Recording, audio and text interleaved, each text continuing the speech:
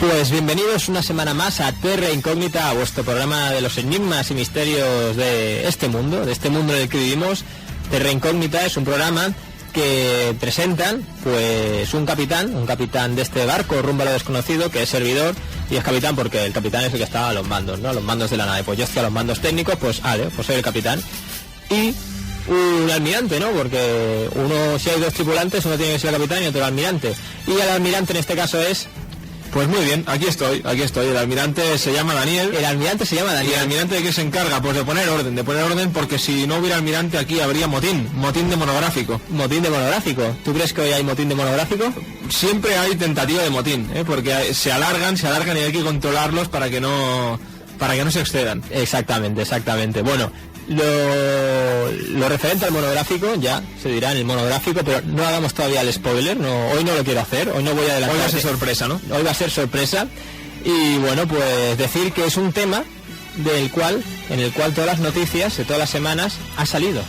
En todas las noticias de todas las semanas ha salido el tema de alguna manera u otra. Es tradición ya. Ahí tenéis la pista. Y ahora pues hemos decidido pues dedicarle un programa entero, que incluso pues no va a ser solo el monográfico, sino que en la sección del What the Fake le vamos a meter también un homenaje. Y en la recomendación del libro también. En la recomendación, hostia, todo, hoy es monográfico total. Hoy ha habido motín, ¿ves? Hoy es motín. Hoy hay motín. Se me va de las manos.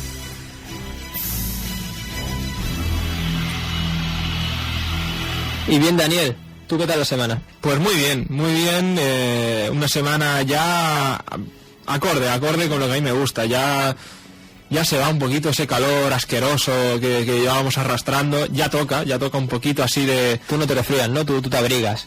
Yo me abrigo, sí. Yo no me resfrío. Yo cuando me resfrío, fíjate que es extraño. Esto sí que es un poco ya es en verano. De misterio. Es en verano, sí. Yo cuando comienza el verano me resfrío. Por los cambios de temperatura. Puede ser.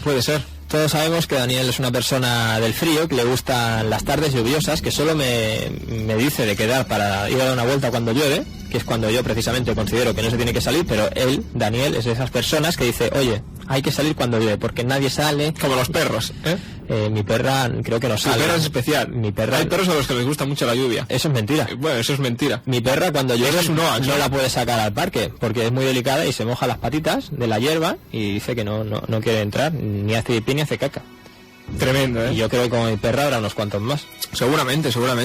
Pero bueno, Daniel, aquí no estamos para hablar de perros y de días de lluvia. Hombre, igual algún día hacemos un monográfico de perros del misterio, pero no es el caso de hoy. No, ahora mismo no se me ocurre ninguno, como no sea el perro negro de Felipe II, que aquel que le acosaba por el pentanuco del Escorial. Del perrazo. El perrazo eres tú. El perrazo soy yo, sí. Y este perrazo hoy tiene ganas de una noticia muy curiosa. Así que, si os parece bien, vamos con la sección que nunca falla, la sección de las noticias.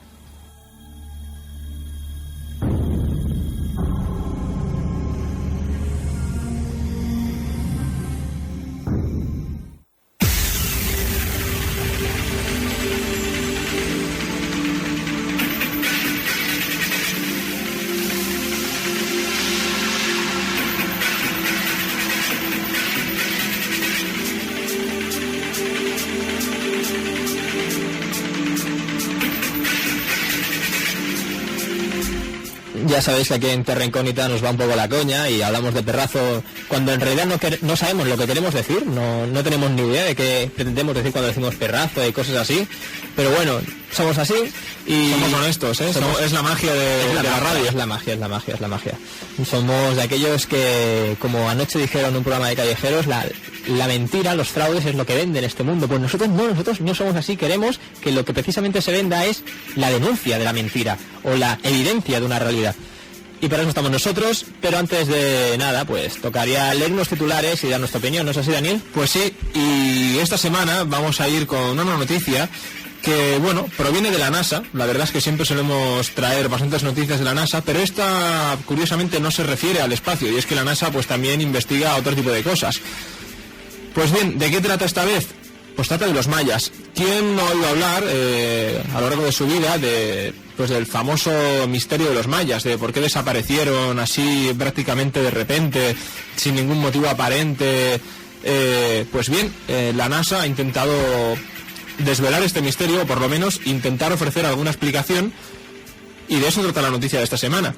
porque la conclusión a la que llegan es la siguiente: ellos mismos ocasionaron su propia desaparición. ¿Los mayas? Sí.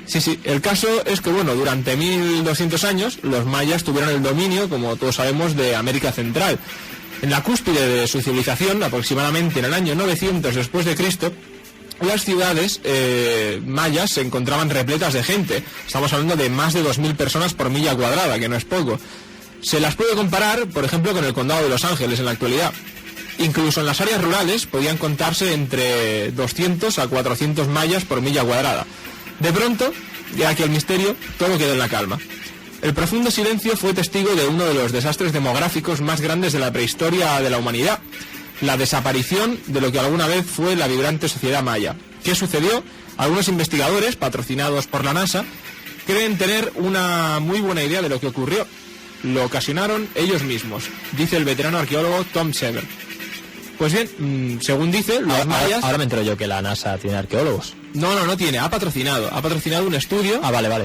Vale, o sea que ha financiado. Sí. Pues bien, según el estudiante de doctorado Robert Griffin, los mayas casi siempre son descritos como personas que vivían en total armonía con su entorno. Pero, al igual que muchas otras culturas que vivieron antes o después de ellos, los mayas terminaron deforestando y destruyendo su paisaje como resultado de sus esfuerzos por ganarse la vida a duras penas en épocas difíciles. Una gran sequía tuvo lugar cerca del momento histórico durante el cual los mayas comenzaron a desaparecer. Y al momento de su caída, ya los mayas habían cortado la mayor parte de los árboles ubicados a lo largo de grandes franjas de tierra, con el fin de despejar terreno para cultivar el maíz que alimentaría a su creciente población. También cortaron árboles para usarlos como leña y evidentemente para material de construcción. Según explica Sieber, tenían que quemar 20 árboles para calentar la piedra caliza, que les servía para hacer apenas 1 metro cuadrado de cal que utilizaban como material para construir pues sus templos, represas y monumentos. Ojo al dato, o sea, 20 árboles para un simple metro cuadrado de cal. No me extraña que tardaran tantos. Pues en fin, él y su equipo de investigadores utilizaron simulaciones realizadas en computadora para reconstruir el modo en el cual la deforestación pudo haber desempeñado un papel muy importante en el empeoramiento de la sequía. Los investigadores lograron aislar los efectos de la deforestación utilizando un par de modelos climatológicos ya comprobados. Uno es el modelo de circulación atmosférica de mesoescala, más conocido como MM5, y el otro pues el modo del sistema de clima comunitario, o CCSM, por sus siglas en inglés. Simulamos tanto el mejor escenario como el peor, una deforestación del 100% en el área de los mayas y también un área sin deforestación, dice Sieber. Obtuvimos resultados reveladores. La pérdida de todos los árboles causó un aumento de entre 3 y 5 grados en la temperatura y una disminución de entre el 20 y el 30% de las precipitaciones. Son resultados verdaderamente reveladores. No obstante, se necesita más investigación para poder explicar totalmente los mecanismos que llevaron a la caída de los mayas. Los registros arqueológicos muestran que la caída de las ciudades-estado de los mayas sí tuvo lugar durante los periodos de sequía. Sin embargo, algunos de ellos lograron sobrevivir e incluso prosperar. Lo que nosotros creemos es que la sequía ocurrió de modo distinto en diferentes áreas, explica Griffin. Nuestras hipótesis es que los aumentos de la temperatura y las disminuciones de las precipitaciones ocasionadas por la deforestación local causaron problemas lo suficientemente graves como para empujar hacia el precipicio algunas, aunque no todas, de estas ciudades-estado. Los mayas llevaron a cabo la deforestación mediante la agricultura de tala y quema, un método que en la actualidad todavía es utilizado sobre sus antiguas y gastadas tierras, lo cual ha ayudado a los investigadores a entender mejor cómo funciona el proceso. Sabemos que por cada periodo de 1 a 3 años en los cuales se cultive una porción de tierra, se necesita dejarla en barbecho recuperándose durante unos 15 años. Durante ese tiempo, los árboles y el resto de la vegetación puede volver a crecer mientras se tala y se quema otra área de cultivo. ¿Pero qué ocurre si no se deja la tierra en barbecho el tiempo suficiente? ¿Y qué ocurre si se tala más y cada vez más tierra para poder satisfacer la demanda de alimento? Pues bueno, según dice Griffin, nosotros creemos que eso fue lo que ocurrió. Los mayas arrasaron con extensas proporciones de tierra cultivándolas en exceso. La sequía no solo hizo que fuera difícil cosechar alimento suficiente, sino que también habría provocado que fuera más difícil para los mayas almacenar agua suficiente como para sobrevivir durante la temporada seca. Las ciudades trataron de mantener una reserva de agua que durara un periodo de 18 meses, dice Sieber. En Tikal, por ejemplo, había un sistema de represa que contenía millones de galones de agua. Sin suficientes precipitaciones, las reservas evidentemente terminaron por secarse. La sed y la hambruna no colaboran para mantener feliz a una población. Como dice la expresión, lo demás es historia. Pues hablando de historia, creo recordar que no solo a la civilización maya se le puede adjudicar ese honor de haberse destruido, autodestruido por ella misma, sino que hay una de las hipótesis que intenta explicar el porqué del fin, de los fines de las prósperas civilizaciones del pasado, véase la mesopotámica, véase la egipcia. ¿Por qué la civilización egipcia no prosperó? Se dice que prosperó, que su legado cultural pasó a incorporarse al legado cultural de otras civilizaciones, pero bueno, yo el que me refiero concretamente es por qué no se siguieron construyendo pirámides como el monumento cultural más emblemático de la humanidad, ¿no? Dejaron de construirse, al igual que dejaron de construirse estas pirámides de la civilización maya, y puede ser que precisamente sea por esa hipótesis, porque cada civilización punta llega un momento que tiene su fin, ya sea por una sobreproducción, como en el caso que tú nos has comentado, Daniel, de la civilización maya, al cual también se le alude a la civilización humana actual, de que vamos a agotar los recursos y bueno, pues es lo que se está viendo cada día, ¿no? Y que por eso existe la política y unos supuestos sistemas de regulación de estos recursos. Dime, Daniel. Hombre, yo lo que quería decir es que respecto a lo que has dicho de las pirámides, sí que es verdad que, por ejemplo, pues luego en la cultura griega no es una costumbre que, igual que se copian muchas otras cosas de los egipcios, igual que se dice que las primeras esculturas griegas, por ejemplo, tienen mucho parecido con las egipcias, pero no se copian las pirámides. Sí que es verdad que, y no porque las copiaran precisamente, pero en la zona de Oriente Próximo y Persia y demás, los zigurat, ya existían los zigurat, que son, bueno, pues, claro, ya hablamos una vez del por qué. Hay gente que alude que la presencia en diferentes puntos del planeta de la misma estructura de la pirámide solo es posible mediante una explicación, la de una civilización anterior súper tecnológicamente avanzada, la Atlántida. Pero yo de eso opino que, ¿por qué no en diferentes puntos del planeta donde hay una civilización muy avanzada pueden llegar a una conclusión lógica, que es la del mejor edificio construible tiene que tener forma de pirámide, punto? Esa es la que yo opino.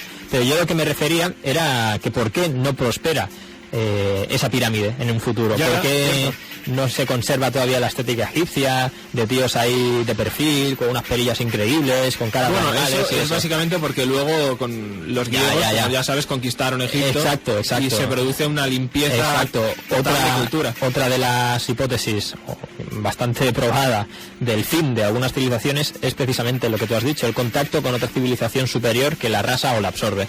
Pero bueno, lo que venía a decir es que toda civilización así importante como fueron los mayas llega a su fin, al igual que llegará la nuestra. Pues sí. No en el 2012, que después hablaremos. ¿Os acordáis cuando he dicho antes que en cada programa hemos hablado más o menos del tema en el cual vamos a tratar hoy en el monográfico? Pues hoy no es excepción, ya que esta semana en China se ha vuelto a descubrir un nuevo reptil alado. A este lo han bautizado como Darwinopterus, que ya sabéis que en este año se cumplen los 150 años de la publicación del origen de las especies de Darwin. Pues bien, de ahí viene su nombre, Darwin, de Darwin, y Pterus, de ala, o sea, ala Darwin. Este animal tenía los dientes puntiagudos y un cuello muy flexible, y era uno de los muchos tipos de pterosaurios que abundaban en la era mesozoica.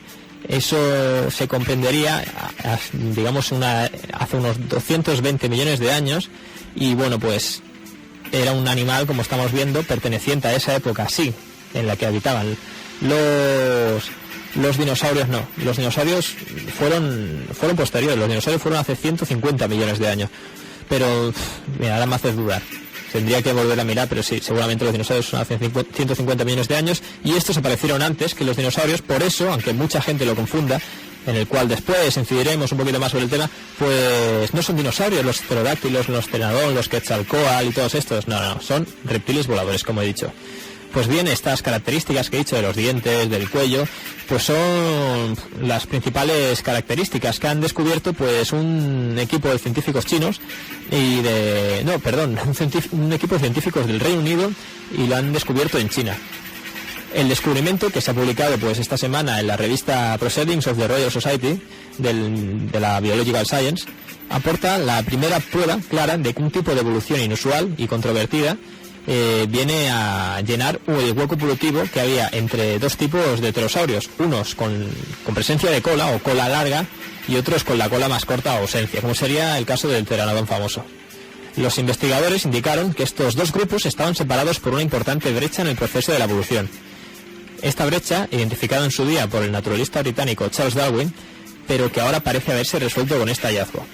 Más de 20 fósiles del esqueleto del Darwinopterus, y algunos de ellos, pues, se ha de decir que han sido encontrados completos, o sea, que van a servir de gran ayuda a la hora de comprender de forma casi completa, ¿no?, cómo vivía este animal, pues fueron hallados a principios de este año en rocas del noreste de China de una antigüedad de 160 millones de años. El reptil volador, que tiene las mandíbulas largas, vivía de la caza de otras criaturas voladoras, según los expertos. El nuevo reptil, como decía, pues ha sido bautizado como Darwinopterus, en honor a Darwin, y el profesor David Unwin, de la Escuela de Estudios de los Museos de la Universidad de Leicester, que participó en esta investigación, confiesa que el descubrimiento le ha conmocionado. Él mismo afirma que lo raro del Darwinopterus es que tiene la cabeza y el cuello como los pterosaurios avanzados, mientras que el resto del esqueleto, incluido una cola muy larga, es idéntica a las formas primitivas. Agregó también que la edad geológica del Darwinopterus y su extraña combinación de características avanzadas y primitivas aportan más información sobre la evolución de los pterosaurios. Bueno, pues los pterosaurios, pues ahora me repito otra vez, pues intentando excusarme, como dije antes, existirían durante toda la era mesozoica, que esta comprendería hace entre 200 y 228 a 65 millones de años, que fue cuando se extinguieron todos los dinosaurios, incluidos los reptiles voladores, y fueron los primeros vertebrados en conquistar el aire. No se consideran dinosaurios, como decía, aunque sí convivieron con ellos durante decenas de millones de años. Tampoco serían aves, ya que las aves, aparecerían unos 75 millones antes y los antepasados de ambos son muy distintos. 75 millones después, las aves aparecerían. Muy bien, Daniel. Pues hablabas antes del 2012. ¿Qué va a pasar en el 2012? Pues bueno, según mucha gente, a partir de aquel descubrimiento en el que supuestamente, pues los libros de los mayas decían que el mundo terminaría en el 2012. Bueno, los libros, los escritos. Los escritos, sí. Pues a raíz de esto, pues mucha gente se ha subido, ¿no? Se ha subido al carro y ha empezado, pues, a crear webs, un montón de portales por internet, a montar incluso sectas, porque han surgido sectas con esto del 2012. En fin, que nos queda poco para escasas 2-3 temporadas más, poquito más. Pues bien, esta semana el ABC publicaba una noticia respecto a esto, que más que una noticia también es además un poquito lo que nosotros llamamos razón de stock, un poquito así de llamar la atención. Pues bien, ¿habéis probado a escribir 2012 en el buscador de Google? No. Pues aquellos que no estén previamente interesados por las magufadas, los rumores sin fundamento que alientan todo tipo de creencias ocultas y falsas teorías de la conspiración, pueden quedarse perplejos por los resultados. Si haces caso a estos bulos que circulan por internet, deja de preocuparte por la hipoteca o por cualquier otra cosa que ronde tu cabeza, porque el mundo se acabará dentro de 3 años. El 21 de diciembre de 2012. El rumor está fundamentado en una interpretación del calendario maya que dice que el 21 de diciembre del 2012 ocurrirá un cambio muy importante en el orden mundial. Exactamente, un cambio de época. Algo así como una gigantesca catástrofe probablemente provocada por un cataclismo cósmico. Eso no lo dice, simplemente dice un cambio de época. Supuestamente, alguna gente afirma que podría tratarse de un choque planetario o de un cometa que se estrelle contra nosotros. Los Anunnaki volverán a la Tierra. En fin, cualquiera sabe. Un par de libros sobre el asunto y una superproducción de Hollywood que se estrenará en noviembre con John Cusack como protagonista han venido a echar el resto. Del creador de Independence Day, El Día de Mañana, Stargate, y Godzilla. O sea, vamos a ver todo el mundo destruido. Pues bien, para cualquier persona cabal, el resultado es aún más increíble que el rumor en sí. Cientos de personas impresionadas en todo el mundo, hasta tal punto que prestigiosos astrónomos de la NASA han tenido que salir a la palestra para declarar que el juicio final no se va a celebrar en 2012. Durante varios meses, la Agencia Norteamericana del Espacio y diferentes sociedades astronómicas han recibido cartas y correos electrónicos de personas anónimas, pues terriblemente preocupadas por la posibilidad, ampliamente publicitada en Internet, de la llegada del fin del mundo. En distintas webs sobre el tema pueden leerse apocalipsis de lo más absurdos, incluida una colisión con un planeta ficticio llamado Nibiru, un planeta del que muchas veces hemos hablado aquí. A lo que yo me he referido antes con los Anunnaki. esto licencia. Pues... Esto, mentira, sí, señores, sí. Que no, que en 2012 pueden pasar muchas cosas, pero no nada de esto. Pues nada, en fin, una actividad mortal, también se dice, en la superficie del Sol, que podría fustigar la Tierra, o extraños movimientos planetarios en el centro de nuestra galaxia. En fin, un engaño total, según David Morrison de la NASA, y según nosotros también. Qué mundo de bestialidad. Qué lamentable. Pues bien, este experto de renombre mundial en el sistema solar y en impactos de asteroides ha acuñado el término de cosmofobia para designar este tipo de preocupaciones que, a su juicio, han crecido enormemente en el último año. Según explica Morrison, pues dice que ha recibido tantas preguntas sobre el fin del 2012 que sentía la necesidad de aclarar las cosas en una web.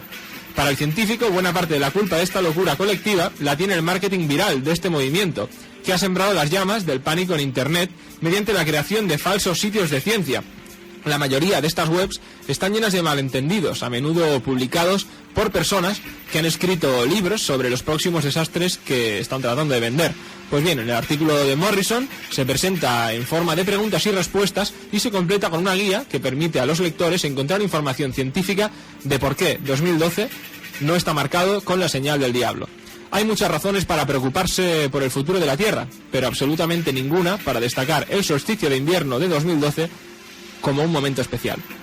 Yo me quedaría y prestaría atención a eso que han dicho los americanos y todos los americanos, los científicos en general, y en concreto los americanos, de que concretamente Estados Unidos se tiene que preparar de aquí a 30 años para recibir al Big One, al gran terremoto, es decir, terremoto, como diríamos aquí en Cataluña, que asolará pues casi todo Estados Unidos. Y también de la NASA nos tendríamos que parar a pensar en frío. Pero vaya, una cosa, esto de los 30, de aquí a 30 años, sí, no es por una, profecía ni nada, es porque por probabilística, punto, ya está. Si ya lo hubo hace 60 años, pues ya toca que haya... Ahora no recuerdo la fecha exacta, la que dices probabilística, pero me parece que era cada 4,5 millones de años, o más, no lo sé, había siempre una extinción masiva, un cataclismo, sí. Ahora no lo recuerdo, me parece que era o cada 4.500... Sí, bueno, yo ya no me refiero solo a eso, sino que si recordamos el terremoto aquel que no sé si tuvo lugar en los 40-50, aquel de San Francisco, sí, que fue, no sé si tuvo superior a los 7 grados... Que murió mucha gente, vamos, sí, pues vaya, aquello sucedió pues eso, hace igual 70 años o por ahí. Quién sabe si probabilísticamente no toca que vuelva a suceder en América del Norte algún terremoto de estas características en esa zona, que todos sabemos que está en medio de una falla. Pues como decíamos, de aquí a 30 años, y también tendríamos que hacer caso a la NASA y pararnos a pensar en frío cuando nos dicen que ojo, que nos puede venir un cometa que realmente nos joda un poco la vida. De aquí también a 30 años se decía que vendría uno, si no recuerdo mal, pero bueno, es que se ha dicho tanto también de esto de los meteoritos que... No confunde, se llegas a confundir entre la realidad, igual que no me acuerdo ahora. Igual que confunde con la realidad lo que comentaba Morrison, ¿no? Al respecto de esta noticia, el tema del marketing viral. Ojo, todos lo hemos visto durante este último mes con aquello del fraude del montaje del ovni gallego y demás, y es que ahora se están haciendo un montón de vídeos, supuestamente de catástrofes o de ovnis o de lo que sea, que en el fondo lo que hay detrás es marketing, publicidad. ¿Para qué? Pues en este caso sería para la peli que va a estrenar John Cusack, 2012. Bueno, la va a estrenar Roland Emmerich, ¿no? El director, John Cusack que es el actor. Cierto. Si es que es Roland Emmerich, yo que sé, y creo recordar que sí. Y bueno, lo que decía, hablando tú de vídeos viral, no sé si has oído hablar del vídeo este de la monja de Montserrat, que dice que todo es mentira, lo de la gripe. Yo no lo he visto, me lo comentó mi profesora de... Bueno, yo leí algunas de las afirmaciones y no es que diga que todo es mentira. ¿Qué dice? No exactamente.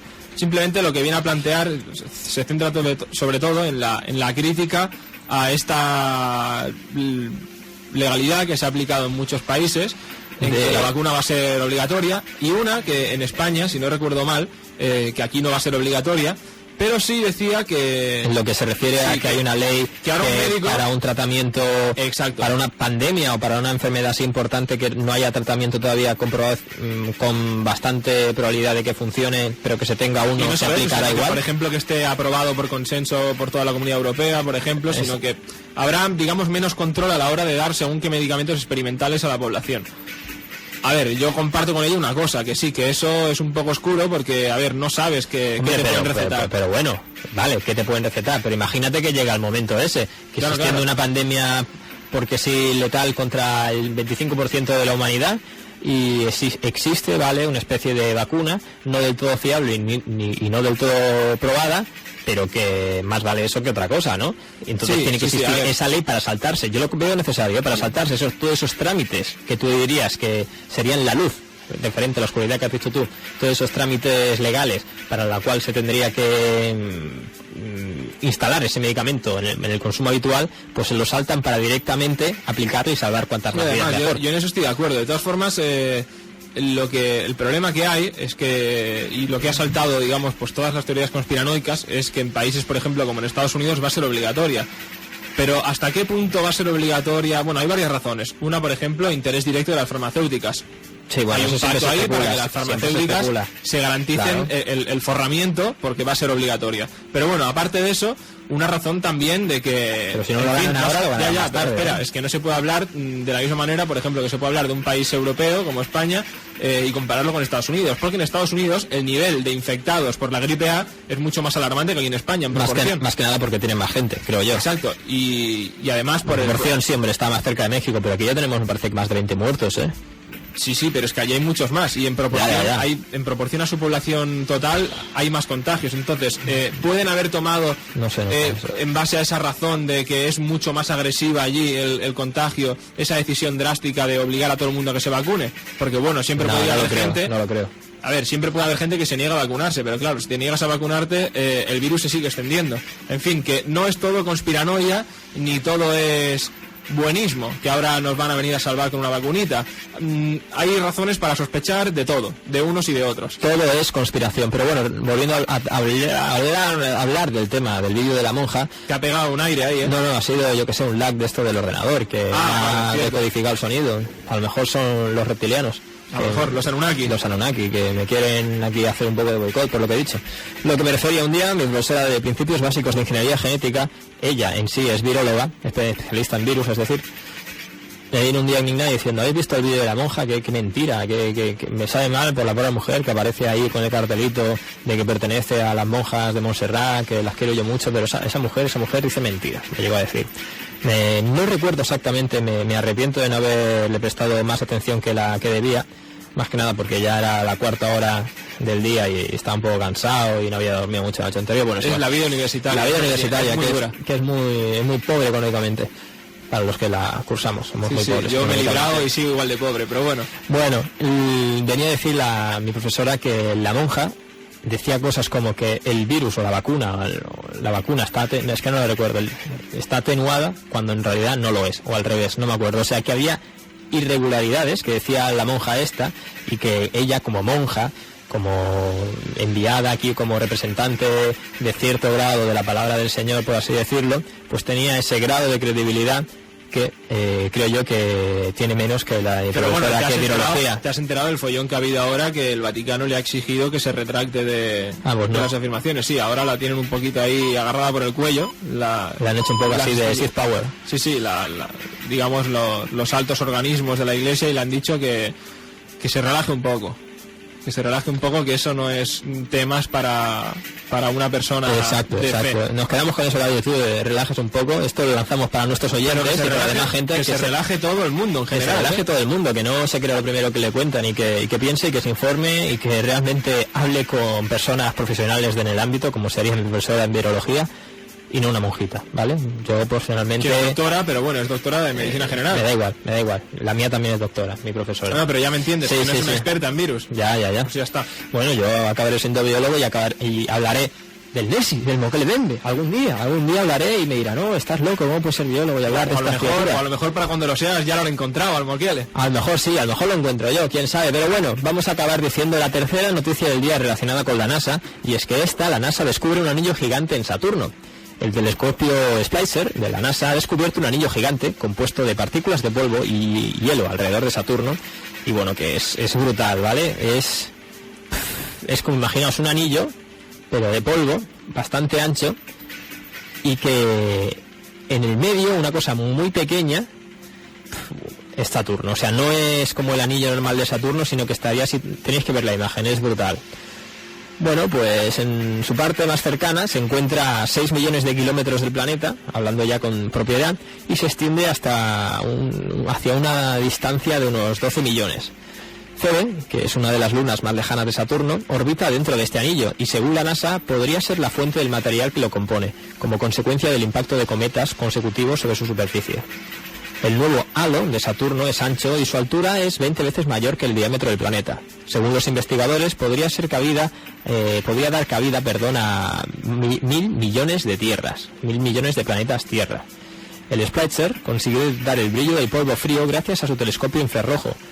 El Spitzer, lanzado en el 2003, pues era un observatorio espacial que se halla en la actualidad a 107 millones de kilómetros de la Tierra, orbitando alrededor del Sol. Hasta ahora el mayor anillo de este planeta y también del sistema solar era el denominado anillo E, que es, pues los anillos de Saturno están clasificados alfabéticamente según el orden en que fueron descubiertos. Y bueno, pues el anillo E, rodearía el planeta a una distancia de 240.000 kilómetros. El hallazgo de este nuevo anillo también es importante, ya que permite pues ayudar a explicar cómo Cassini Reggio, la misteriosa región oscura que cubre parte de Jápeto, una de las lunas de Saturno, la cual tiene muchos misterios, pues los científicos todo esto sospechaban que había una conexión entre Febe y el oscuro material de Jápeto, afirma Douglas Hamilton de la Universidad de Maryland, y este hallazgo prueba esta relación. No la sé ver, ¿vale? Jápeto sería un planeta que muchos dirían que se trataría de una luna artificial. Una luna artificial, ¿por qué? Pues porque tendría una forma no totalmente esférica, pero bueno, como si Deimos de Marte tampoco la tiene. A mí me recuerda a un hueso de, ¿cómo se dice?, de melocotón, por ejemplo. A mí me recuerda, y hacen bien la comparación en internet, a la Estrella de la Muerte de Star Wars. También. Dicen que la superficie está como compuesta por placas artificiales, que si tiene una torre cerca del hemisferio sur, que si tiene zonas más oscuras, como si fuera diferente material. No sé, bueno, lo que se ve es como si el ecuador, por decirlo así, del planeta está muy marcado. Estuviera muy marcado. Hecho como de unas montañas altísimas. Exacto. Y algo continuo. Pero bueno, volviendo al anillo gigante, noticia de la semana de Saturno, pues decir que circula en la misma dirección que lo hace Febe, mientras que Jápeto, como la mayoría de lunas y anillos de Saturno, lo hace en dirección contraria. De acuerdo con científicos de la Agencia Espacial Norteamericana, parte de la materia procedente de diferentes anillos rebota contra la superficie de Jápeto, golpeando la superficie del planeta como mosquitos en un parabrisas. Bueno, a pesar de su gran tamaño, el anillo supergigante, como se puede deducir, es prácticamente indetectable con telescopio de luz visible, y por eso se ha tardado tanto tiempo en descubrirse. El motivo es que las partículas que lo componen se encuentran muy separadas, con grandes distancias entre ellas. ¿Qué te parece? Pues como tú decías antes, la imagen, que busque la gente la imagen en internet porque es impresionante, o sea, es una cosa que el planeta prácticamente ni se ve como si fuera una estrellita más, y muy lejos, a su alrededor, pues esa especie de halo.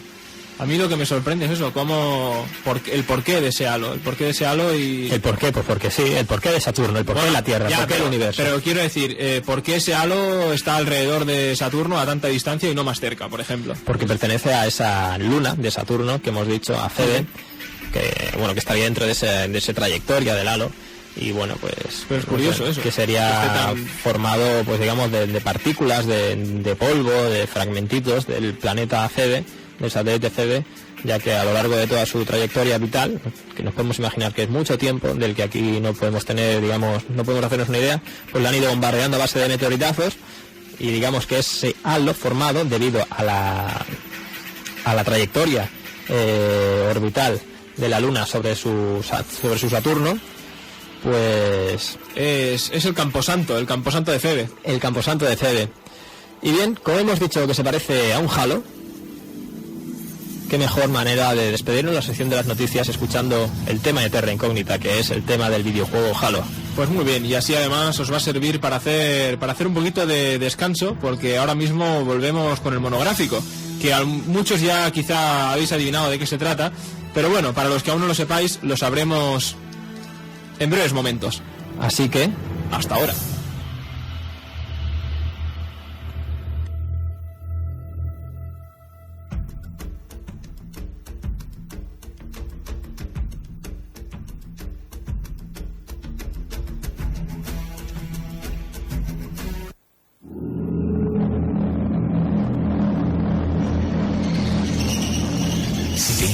Lo sorprendente, lo inquietante, lo inexplicable o lo desconocido, no faltes a tu cita semanal con los monográficos de Terra Incógnita.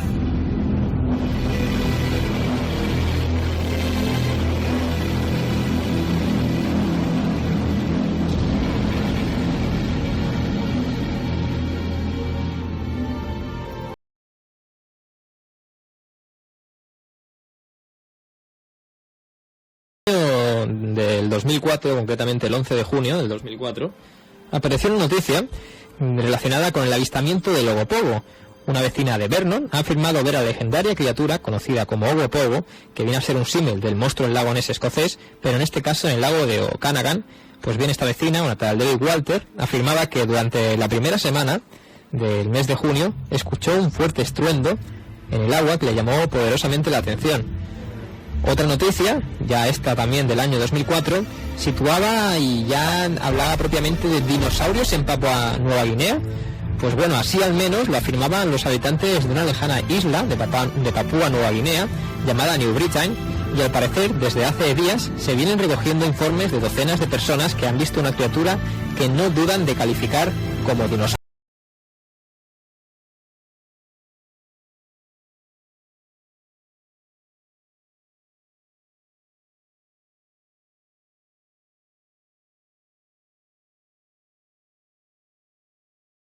Y es que de eso va a ir nuestro monográfico de hoy, por si no lo habéis pillado todavía, de los supuestos, entre signos de interrogación, dinosaurios vivos en la actualidad.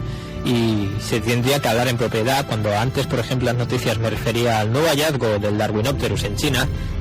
Se trataba, aunque fuera el clásico dinosaurio volador, en propiedad se tiene que decir que es un reptil volador, al igual que Nessie, que no sería un dinosaurio marino sino un reptil marino. Así que en la gran mayoría de los casos de los que vamos a hablar hoy a continuación, a excepción creo yo del Mokele Bembe, vamos a hablar todo el rato de reptiles, aunque para dar un poquito más así de boom al tema, y así lo vamos a tildar cuando lo pongamos en el podcast, que por cierto está en iVoox, en iVoox.com nos podéis encontrar. Vamos a poner al tema y lo vamos a bautizar como dinosaurios en la actualidad.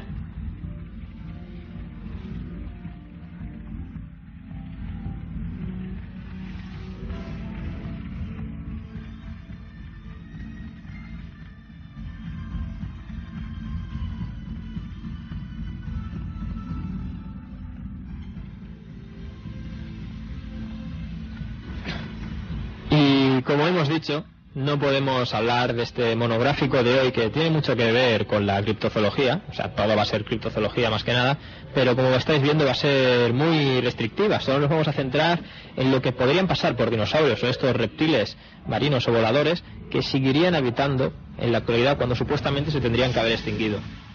Uno de los ejemplos más notables y conocidos por todos es el de nuestra querida Nessie, esa criaturilla a las que mucha gente dice que se trataría de una serpiente marina. No, este caso no es una serpiente marina, aunque se dice que sí.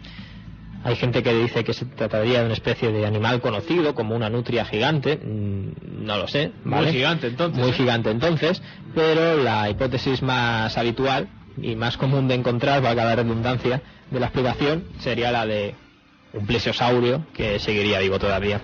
Pues bien, hablando con propiedad, se tiene constancia de que hace unos 1500 años las tribus pictas, que así se llamaban las tribus que habitaban esa región que aparece retratada en muchas películas y obras, esa región de las Highlands, las tierras altas escocesas, pues bien, estas tribus, estos pobladores, eran, pues como otras muchas culturas y pueblos, capaces de realizar detallados dibujos en piedra, los llamados petroglifos, que representaban lo que veían en su entorno, así como plantas, los días de que hacía sol y cosas de estas. Pues concretamente uno de estos petroglifos encontramos uno en el que se puede detallar pues lo que se ha denominado por arqueólogos e historiadores como la bestia de los pictos. Este extraño ser presenta un cuerpo muy alargado y una cabeza pequeñita y en forma de punta, muy similar a la de algún tipo a la que presentaría un tipo de animal acuático por esa morfología, para nadar mejor. Esta se halla orientada hacia abajo como para iniciar una inmersión o zambullida, y se podría decir que es la primera representación gráfica de las espectaculares asociadas a este monstruo, a este espectacular monstruo del lago Ness, a Nessie. Bueno, siglos más tarde, en torno al año 5.000, a lo mejor sí pasa algo, pero vamos a retroceder un poquito más tiempo, y años más tarde, hace 1500, en el año 565, sería San Columbano el que haría otra vez famosa la criatura del lago Ness. Este religioso pues se ve que estaba viendo como a estos pictos les estaba atacando una extraña criatura, y él, San Columbano, no sé si por eso lo harían santo, ayudaría a repeler a la peligrosa criatura sobre el grupo de estos pictos. Pues los pictos se ven pues enterrando a un miembro del clan que anteriormente había sido tocado precisamente por esta criatura, y tras realizar una sonora vocalización y claramente molesto por la gavaría formada desde la orilla, pues esta criatura decidió atacarlos, pero vino San Columbano, no sabemos qué hizo, pero el caso es que también pues se fue gritando, presa de la cólera, suponemos, porque un cura le había impedido realizar sus cosas, y el supuesto Nessie se desapareció otra vez bajo las aguas. Tendrían que pasar después unos cuantos siglos hasta que un buzo pudiese ver por primera vez al extraño fenómeno de la criatura cara a cara.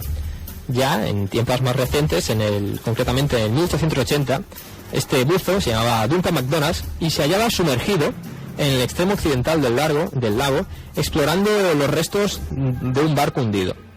Sin previo aviso, pidió frenéticamente que lo izasen a la superficie, donde el pesado y arcaico traje limitaba sus movimientos.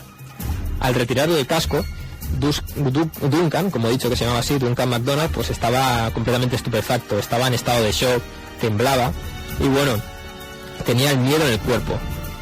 Una vez sereno, le decidieron preguntar, ya que estaba más calmado, qué era lo que le había pasado, y él afirmaría haber visto un enorme animal sobre una roca en una de las paredes del lago. Y bueno, él lo describía como un gigantesco anfibio de grandes proporciones. Más moderno, ya entrado el siglo XX, alrededor de los años 30 es cuando realmente el fenómeno del monstruo del lago Ness tiene su boom, y este coincide con la apertura de una carretera que actualmente bordea el lago. Durante el año 1933 hubo multitud de casos que generalmente relatan la presencia de grandes animales de cuello largo. Estas apreciaciones se asemejarían a la del famoso Plesiosaurus, ese reptil marino del que hemos hablado al principio. Estos casos fueron registrados tanto en tierra firme como en el agua. Nessie asomaba su gris y voluminoso dorso en su superficie, así como su masivo y hercúleo cuerpo en forma de tonel por la campiña escocesa.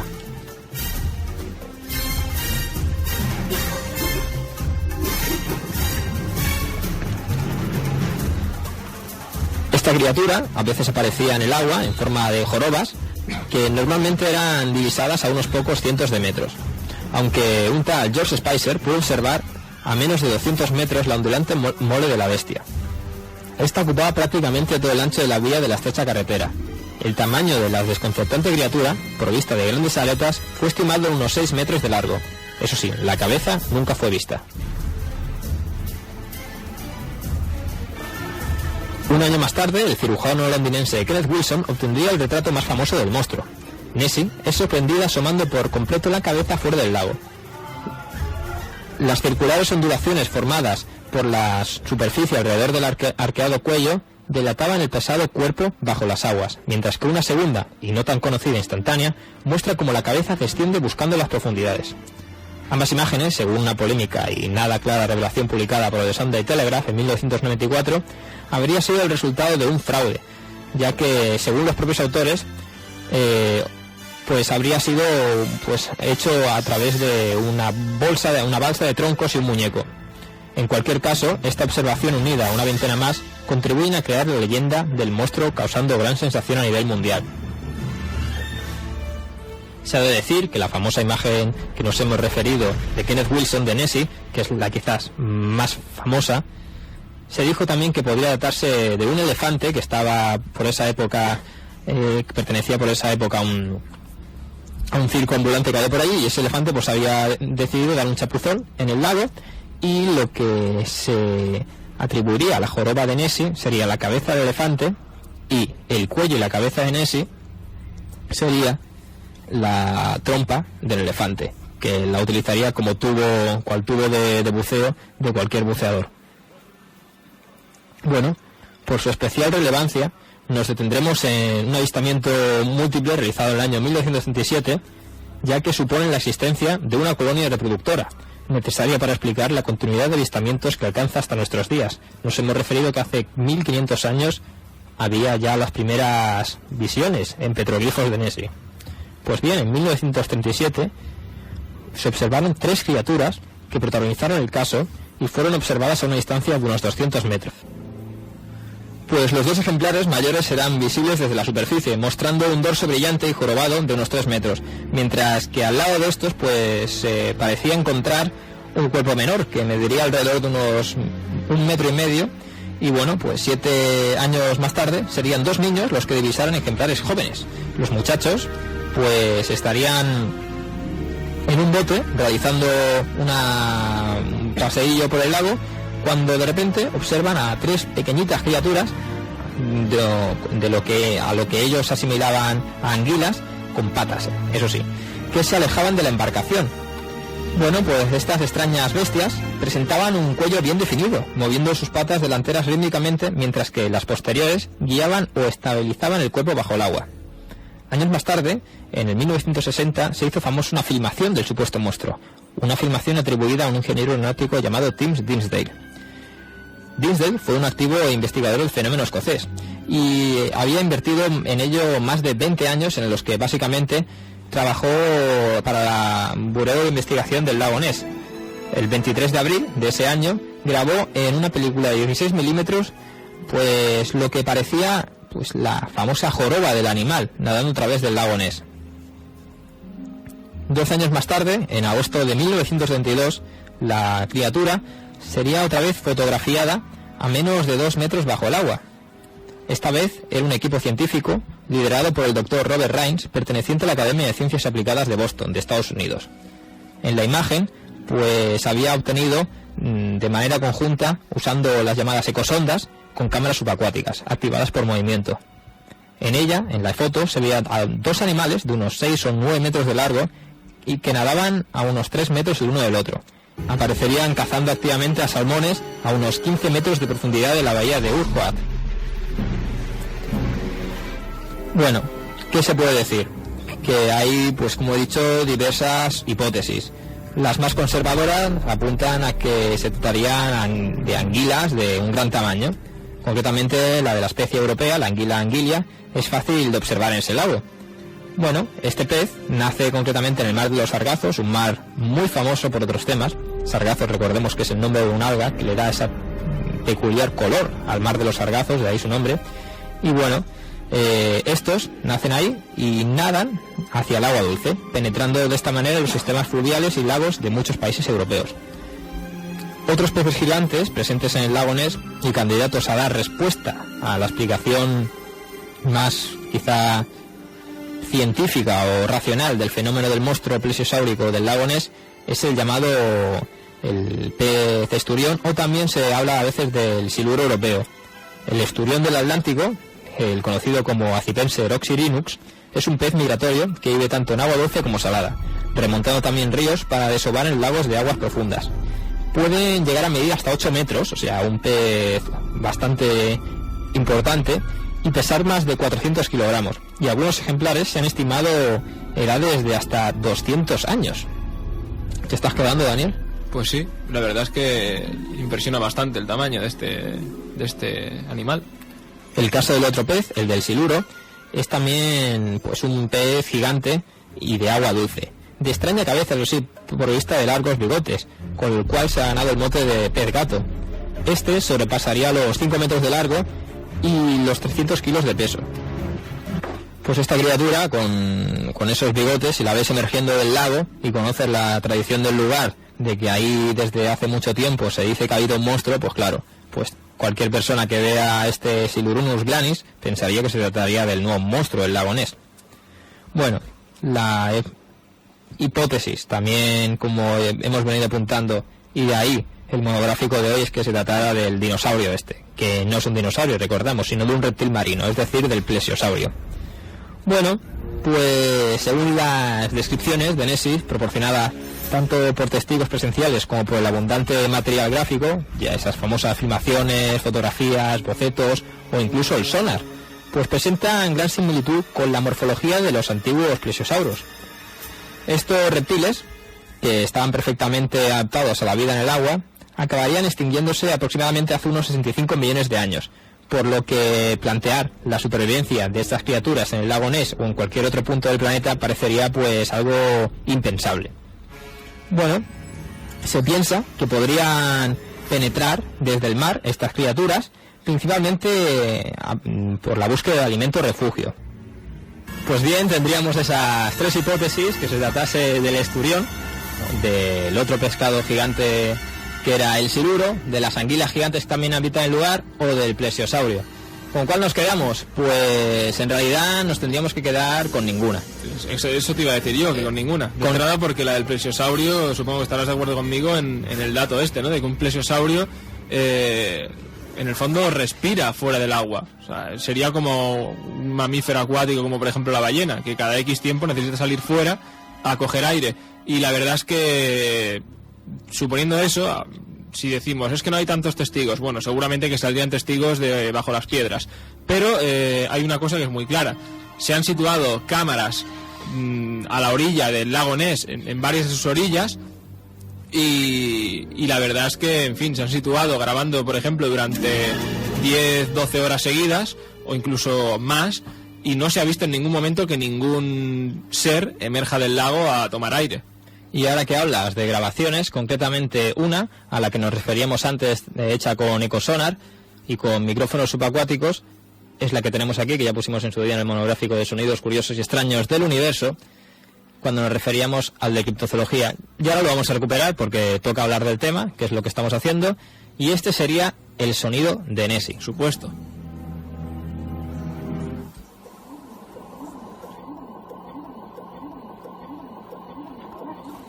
Como podéis observar, es un bucle que se repite unas cuantas veces, pero solo sería ese.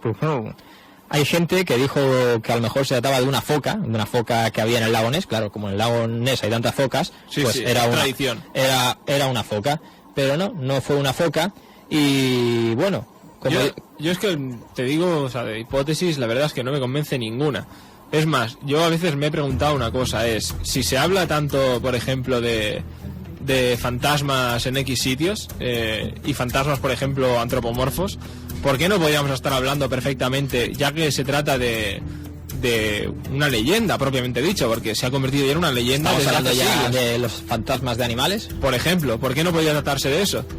Igual que dicen que se pueden fotografiar espectros, pues hombre, ¿por qué no se puede fotografiar un espectro de un animal? ¿Por qué? A ver. Es una hipótesis muy arriesgada, ¿no? Pero me parece más arriesgada todavía la del plesiosaurio, más que nada porque no se ha encontrado nunca nada haciendo barridos, no se ha encontrado nada, digamos, como físico, no. Exacto, haciendo barridos por el fondo del lago, no. Ni además las fotografías que hay, ninguna es realmente convincente. Y además hay que añadir el dato ese de las filmaciones de horas y horas seguidas que se han hecho a ambas orillas del lago, y no ha aparecido ahí ningún supuesto plesiosaurio. Esas imágenes de sonar que tendría que subir a coger aire, como decía. El testimonio del buzo que dije antes, que vio esa extraña criatura. Claro, pero en la oscuridad de un lago tan profundo como el lago Ness, a saber qué puedes ver. El caso es que se trata de una criatura que ha atemorizado y llamado la atención desde hace, pues como decíamos, 1500 años, perdón. O sea que algo característico tiene que ser, ¿no? Algo sí. Ahora, ¿sería algo físico?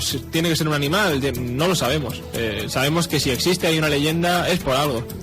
Pues sí, a mí una cosa que me hizo mucha gracia, con las últimas noticias relacionadas con el monstruo del lago Ness, esta que estoy diciendo salió concretamente el 17 de agosto del año 2005, y era hacía referencia a un experimento que había hecho el Canal 5 británico, en el que habían construido una especie de animatrónico recreando el monstruo del lago Ness, recreando un plesiosaurus. Este animatrónico pues serían los dinosaurios que aparecen en Jurassic Park, es decir, maquetas electrónicas de tamaño real que emularían al supuesto animal. Pues bien, este animalito, esta criatura, lo soltaron, le decidieron soltar, gastarse unas 100.000 libras en la construcción de esta criatura. Ojo al dinero, ¿eh? Y bueno, lo soltaron en el lago. Y como lo he dicho, pues por el lago pasa una carretera y hay mucha gente bañándose. ¿Y qué pasa cuando ven a esta criatura, a este robot? Pues claro, que es el lago Ness. Tremendo, ¿no? Tremendo como tendría que ser eso, ¿eh? Te estás bañando ahí, te sale ahí el bicharraco, ¿eh? Así es, y pues más de 600 personas se quedaron perplejas al ver como la criatura, que medía alrededor de unos 5 metros, pues salía del agua y parecía perfectamente un animal, o podría pasar por ese plesiosaurio. Exteriormente, pues tenía la piel así verdosa, los ojos, estaba muy currada la criatura. El resultado del experimento pues sería mostrado el 28 de agosto de ese mes en el documental titulado como El monstruo del lago Ness, el último experimento. Y según los productores del programa, la gente reaccionó de muy diferente manera entre aquellos que se percataron de que realmente se trataba de una broma y aquellos que creyeron que realmente la criatura era real. Pero, a ver, no sé, a mí me parece un experimento, con perdón, pero un poquito cabrón. Gilipollas también. Un poquito gilipollas. Aparte de cabrón, porque... ¿Qué pretendes demostrar con esto? A ver si la gente se asusta o no. Evidentemente que la gente, los que están en el agua por lo menos, los que están en la orilla igual se ríen un poquito, pero los que están en el agua se van a asustar. Tú si te estás bañando ahí y te sale cualquier cosa fuera del agua que no es una persona, aunque en principio sea un delfín, pero en el primer momento, si ves un delfín que sale así de la nada, en los 2 primeros segundos te cagas, porque no sabes lo que es. No sabes lo que es. Un pescado grande que sale ahí y dices, ¿esto qué me va a pasar? ¿Qué me va a pasar a mí? Exactamente. No se trata de ningún flotador con forma de animalito, de ningún niño Exacto. de la zona, sino que es muy grande y se mueve. Pues yo no sé tú, Daniel, ¿qué opinión podemos deducir? ¿Que realmente se trataría de ese dinosaurio? Hemos pensado... Pues que no, que tampoco se trataría de esos peces ni de esas anguilas gigantes, sino más bien de una criatura que llama, como he dicho, mucho la atención, que quizá sea, pues propiamente dicho, una criatura criptozoológica, es decir, una criatura la cual sería una nueva especie no catalogada todavía. Y bueno, Daniel. Yo, de entrada, lo que dudo mucho es de las supuestas fotografías, que se ven, ya te digo, hay cosas como si fuera un diplodocus en medio del agua, que antes habíamos hablado de esta teoría del supuesto elefante que se estaba dando una duchita. Bueno, la hipótesis que dicen agua... aquí los autores es que era una balsa de unos niños y unos huesos. Sí, bueno, pero también existe la hipótesis esta, ¿no? De que era el elefante que... Pues... Que yo me la creo más, si buscáis la imagen en internet claramente se ve eso. Sí. Pues no sé, a ver, el tema de Nessie pues siempre estará ahí porque tendrá su legión de fans, fans que creen en él, fans incluso que no creen en él, pero les parece muy bonita la historia. Pero bueno, no es la única historia, porque todavía tenemos algunas más que comentar. Y antes de pasar a esas otras historias, vamos a oír qué nos decía ese supuesto Nessie.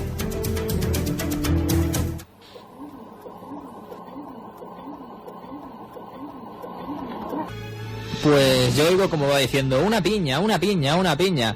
Ya sabemos, en realidad se trata de esas focas, esa especie autóctona de las costas, de ese lago, que plagan los lagos. Autóctona como lo sería la jirafa de Lleida, por ejemplo, ¿eh? La jirafa de Lleida, la jirafa todos sabemos que es de Lleida. Como no, o el pigmeo aborigen africano de Girona. También. Pero bueno, monstruo del lago Ness. Hay quien dijo una vez que cuando se descubra que existe o que no existe, se acabará el mito, se acabará el sueño, se acabará la leyenda del monstruo del lago Ness. Así que, para que penséis en que esa criatura... Són les 11 de la nit. La temperatura és de 14 graus i la humitat del 62%.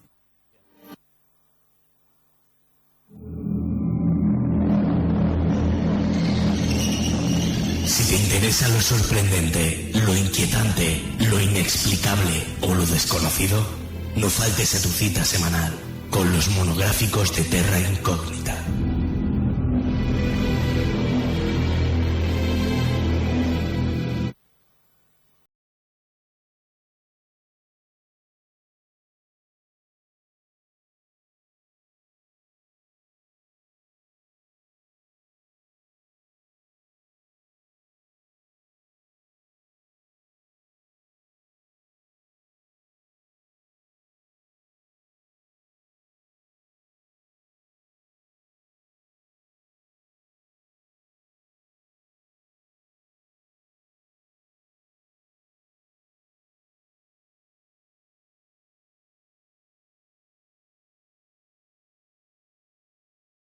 ¿Qué?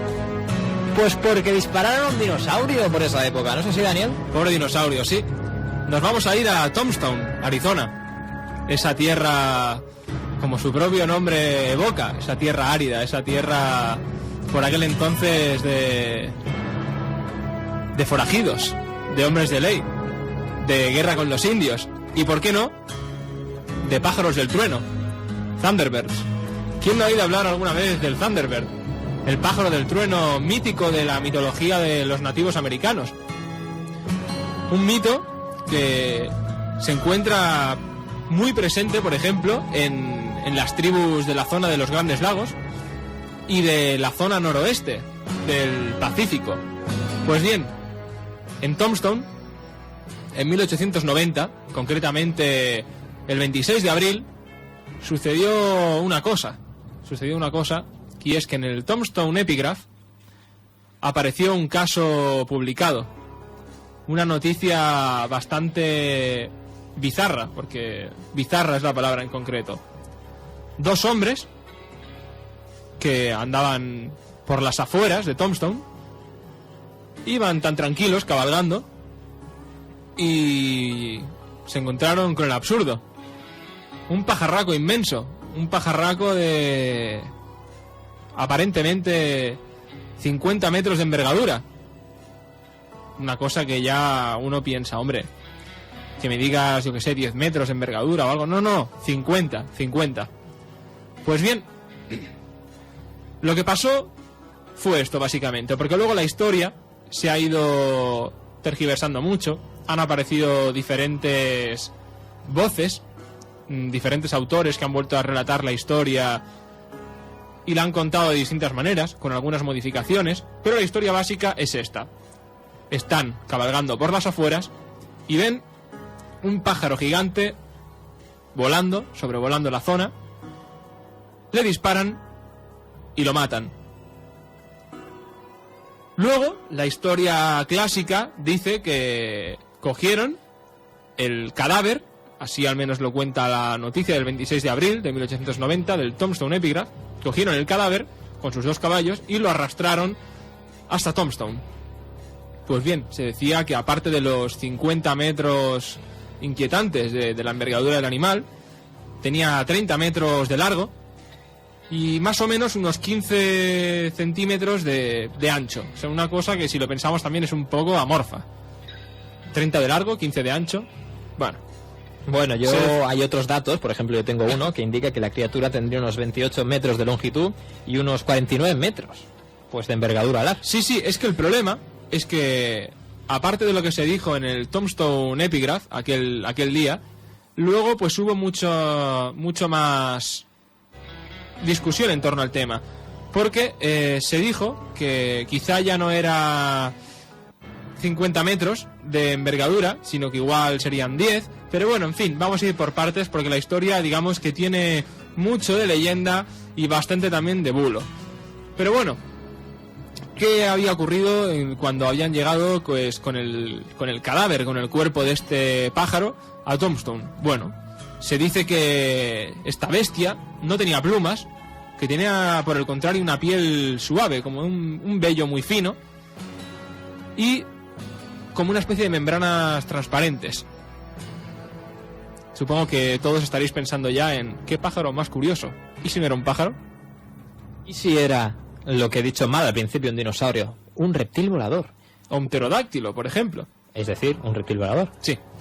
Pues bien, todo esto puede sonar a lo que quizás sea, que es pues una historia del salvaje oeste, en la que, bueno, pues hay un mito indio detrás, 2 cowboys que ven una cosa y le disparan y luego dicen que la arrastran al pueblo, pero ojo, porque aquí ya empiezan a haber datos discordantes.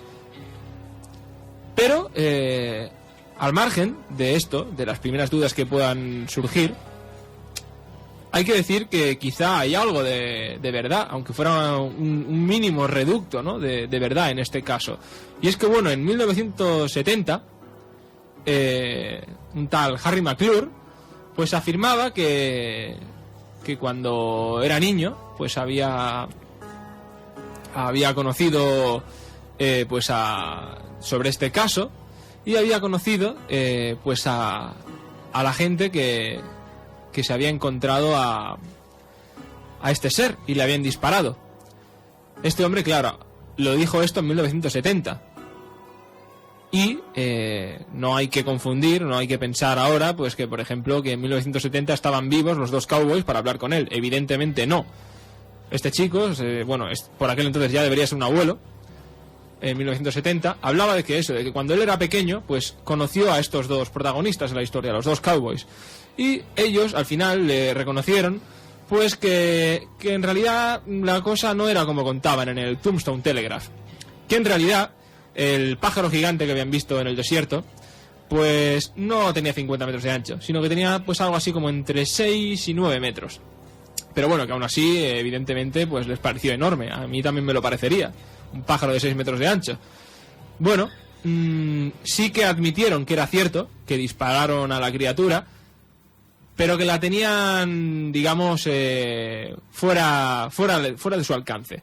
Dispararon así un poco porque sí, pero no estaban seguros de si le dieron o no le dieron. En fin, que lo que pasó era que perdieron la vista de este misterioso pájaro y ya está. Así que volvieron a la ciudad, los caballos estaban bastante espantados, volvieron a la ciudad, a Tombstone, y simplemente pues con la noticia de lo que se habían encontrado. Pero supongo que allí pues los redactores del Tombstone Epigraph pues dijeron, hombre, con esto no es suficiente. Me decís que os habéis encontrado aquí un pajarraco gigante y no me traéis nada en el fondo, no me traéis pruebas. Claro, los otros dos se tenían que quedar pues con cara como de haber escuchado esta música, de decir, hombre, después de lo que hemos pasado, que nos digáis que no os parece creíble lo que ha pasado. Nosotros no tenemos la culpa de no haberlo podido abatir y traerlo aquí. Y entonces deducimos que los del Tombstone Epigraph, pues dijeron esto. Bueno, pues vamos a maquear un poquito, vamos a hacer un poquito de invención. Y aquí entra en juego pues esto del cadáver, de que lo arrastraron, una cosa muy poco creíble. Supongamos eso, un pajarraco de 50 metros de ancho, de envergadura, arrastrarlo con 2 simples caballos, a lo largo del desierto, que no lo llevaban ni en un carro, iba a rastras. Pero bueno, en fin, las cosas todavía deberían complicarse más, porque bueno, desde que ocurrió esto en 1890, el caso pues tuvo pues la resonancia que podía tener cualquier suceso, más o menos en plan regional, y pasó al olvido. Nadie más se acordó de él hasta 1930, en que un escritor, Jack Pearl, pues escribió un libro sobre el viejo oeste. Bueno, ¿qué se decía en este libro? Bueno, el hombre volvía a recuperar esta historia y digamos que la cosa ya empezó a coger tonos un poquito dramáticos, de aquí ya estamos haciendo literatura directamente. De entrada, al capítulo que hablaba de este suceso lo llamó Pájaro monstruoso que rapta seres humanos. Bueno, aquí ya estaba, evidentemente, el pájaro no raptó a nadie, según aparecía en la noticia del Tombstone Epigraph, pero él dijo, pues hombre, que eso, igual que los de Tombstone dijeron que igual un avistamiento no bastaba, pues él dijo que eso, que un cadáver arrastrado tampoco bastaba, que el cadáver tendría que haber hecho algo malo. Bueno, pues entonces comenzó a escribir este artículo, ¿no? sobre este caso. Bueno, además, en lugar de 1890, él, digamos que retrasó la fecha del encuentro hacia 1886, y en realidad los testigos pues no serían simplemente unos cowboys que iban por ahí pues por las afueras de Tombstone, sino que dijo que además eran 2 prospectores, pues digamos que estaban por ahí excavando, y eso, que además orgullosamente mataron al animal y pues lo enseñaron en Tombstone. Además dijo que se había encontrado, estos prospectores se encontraron también con otro segundo Thunderbird de estos, que además se había burlado de ellos.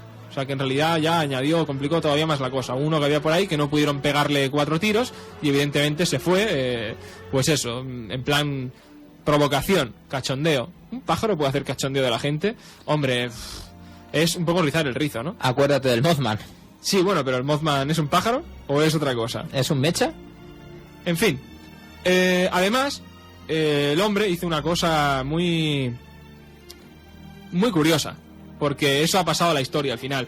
Él dijo que existía una fotografía publicada en el Epigraph de Tombstone, una fotografía del supuesto cadáver y evidentemente fotografía que él no publicaba, que simplemente aparentemente describía. Y bueno, pues a día de hoy mucha gente sigue creyendo que esa foto existe.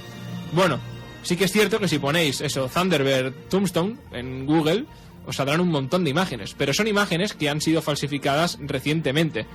Pero si uno busca el ejemplar, por ejemplo, del Tombstone Epigraph del 26 de abril de 1890, verá que no hay ninguna fotografía. O sea, la original no existe. Bueno, aún así, mucha gente, por aquel entonces, en los años 60, cuando volví a hablar Pearl de este asunto, mucha gente decía, sí, yo vi la fotografía, sí, tal cual. O sea, todo el mundo creía haber visto una fotografía que en realidad no existía y no la había visto jamás.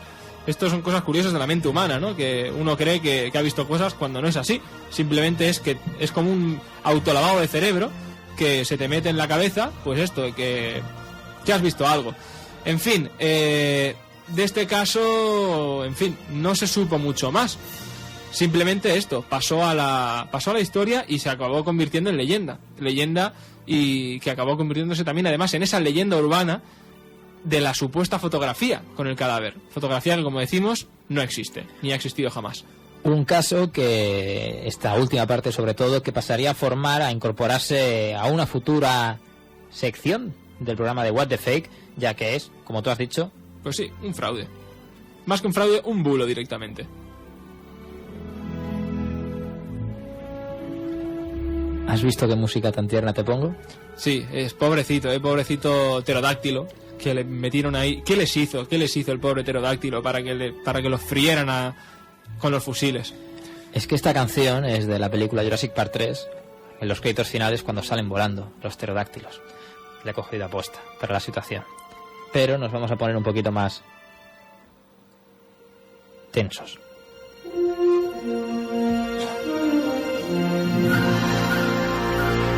Y vamos a cambiar de continente y quizás nos vayamos a quedar en eso. Se trata de África.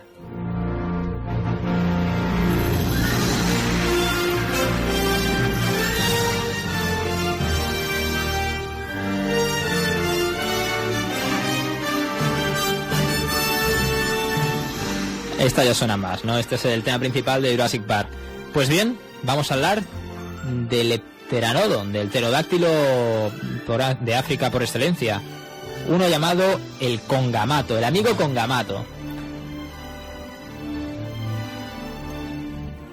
Pues bien, varios son relatos de viajes que recogen referencias pues a un extraño reptil volador cuyas tradiciones se extenderían por toda África, por toda la África, concretamente la amplia zona que comprendería la África subsahariana.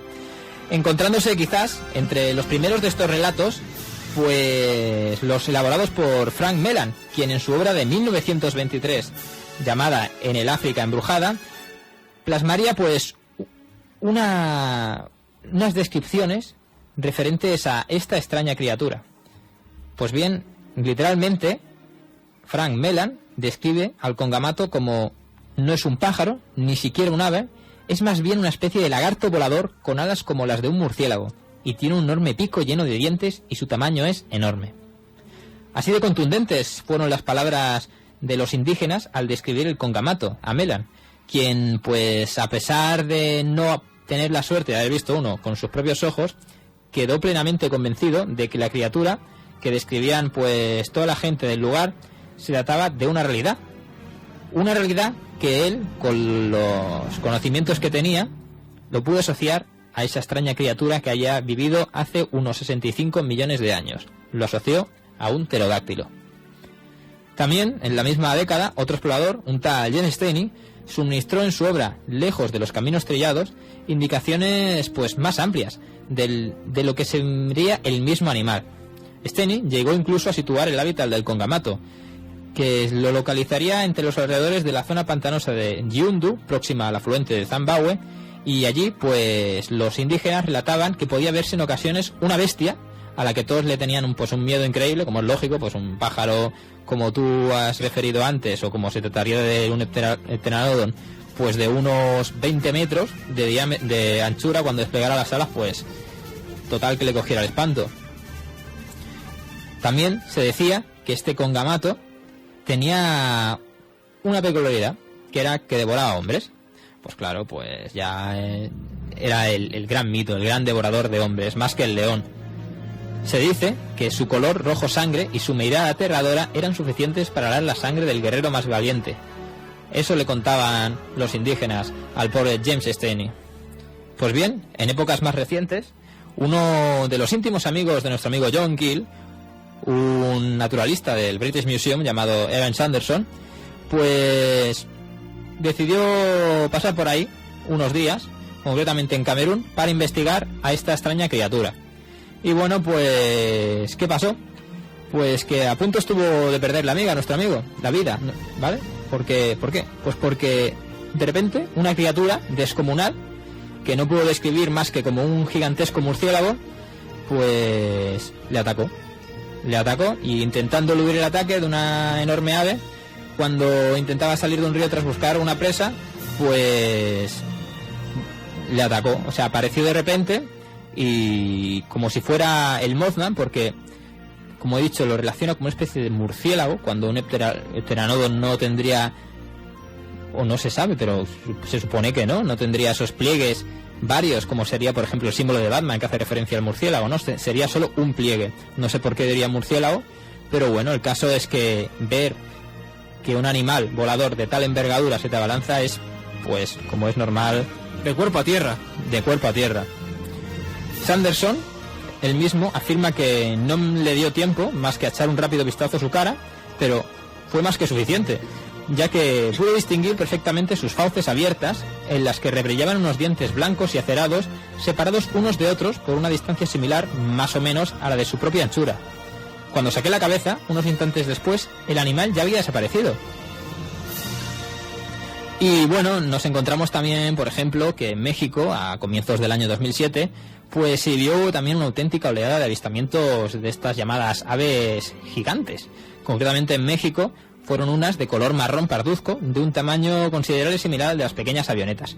Y bueno, una de las testigos, una tal Liliana López Sánchez, afirmó ante la prensa local que era frecuente observar el vuelo de enormes aves en una zona conocida como el Talplan. Según su relato, tanto ella como otros testigos habían presenciado a primeras horas de la mañana, pues, estas gigantescas aves, de aspecto similar a lo que ellos denominaban murciélagos o pterodáctilos. ¿Con qué nos encontramos? Pues nos encontramos quizás con otro fenómeno como el del Mothman, que asola las diferentes partes del globo, con una colonia de pterodáctilos que es capaz de abarcar diferentes continentes. No lo sabemos. ¿Nos vamos a quedar en África? Pues sí, porque ahora viene el gran Mokele, el gran Mokele Bembe, el maestro indiscutible de los críptidos.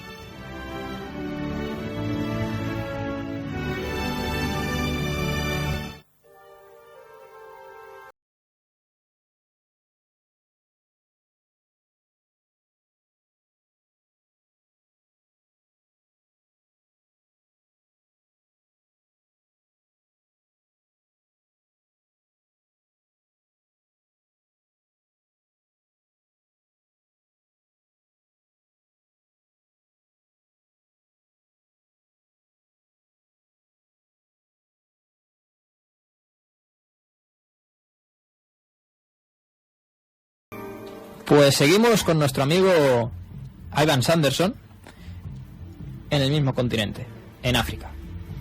Pues allá por el año 1932 se encontró con el que, sin ningún tipo de duda, según las descripciones, sí que podríamos denominarlo como un dinosaurio, concretamente con un saurópodo, es decir, un cuello largo. Ninguno de los que hemos dicho antes, como sería el caso de Nessie, plesiosauro, o el Congamato, o el Thunderbird, el pterodáctilo, serían dinosaurios, como he dicho. Pues bien, Ivan Sanderson, aparte de tener la suerte de encontrarse con el Congamato, se encontró con el Mokele Mbembe, el tío Mokele. Ivan Sanderson se encontraba navegando junto con sus compañeros en una zona inexplorada del río Mainyu, en el África ecuatorial occidental.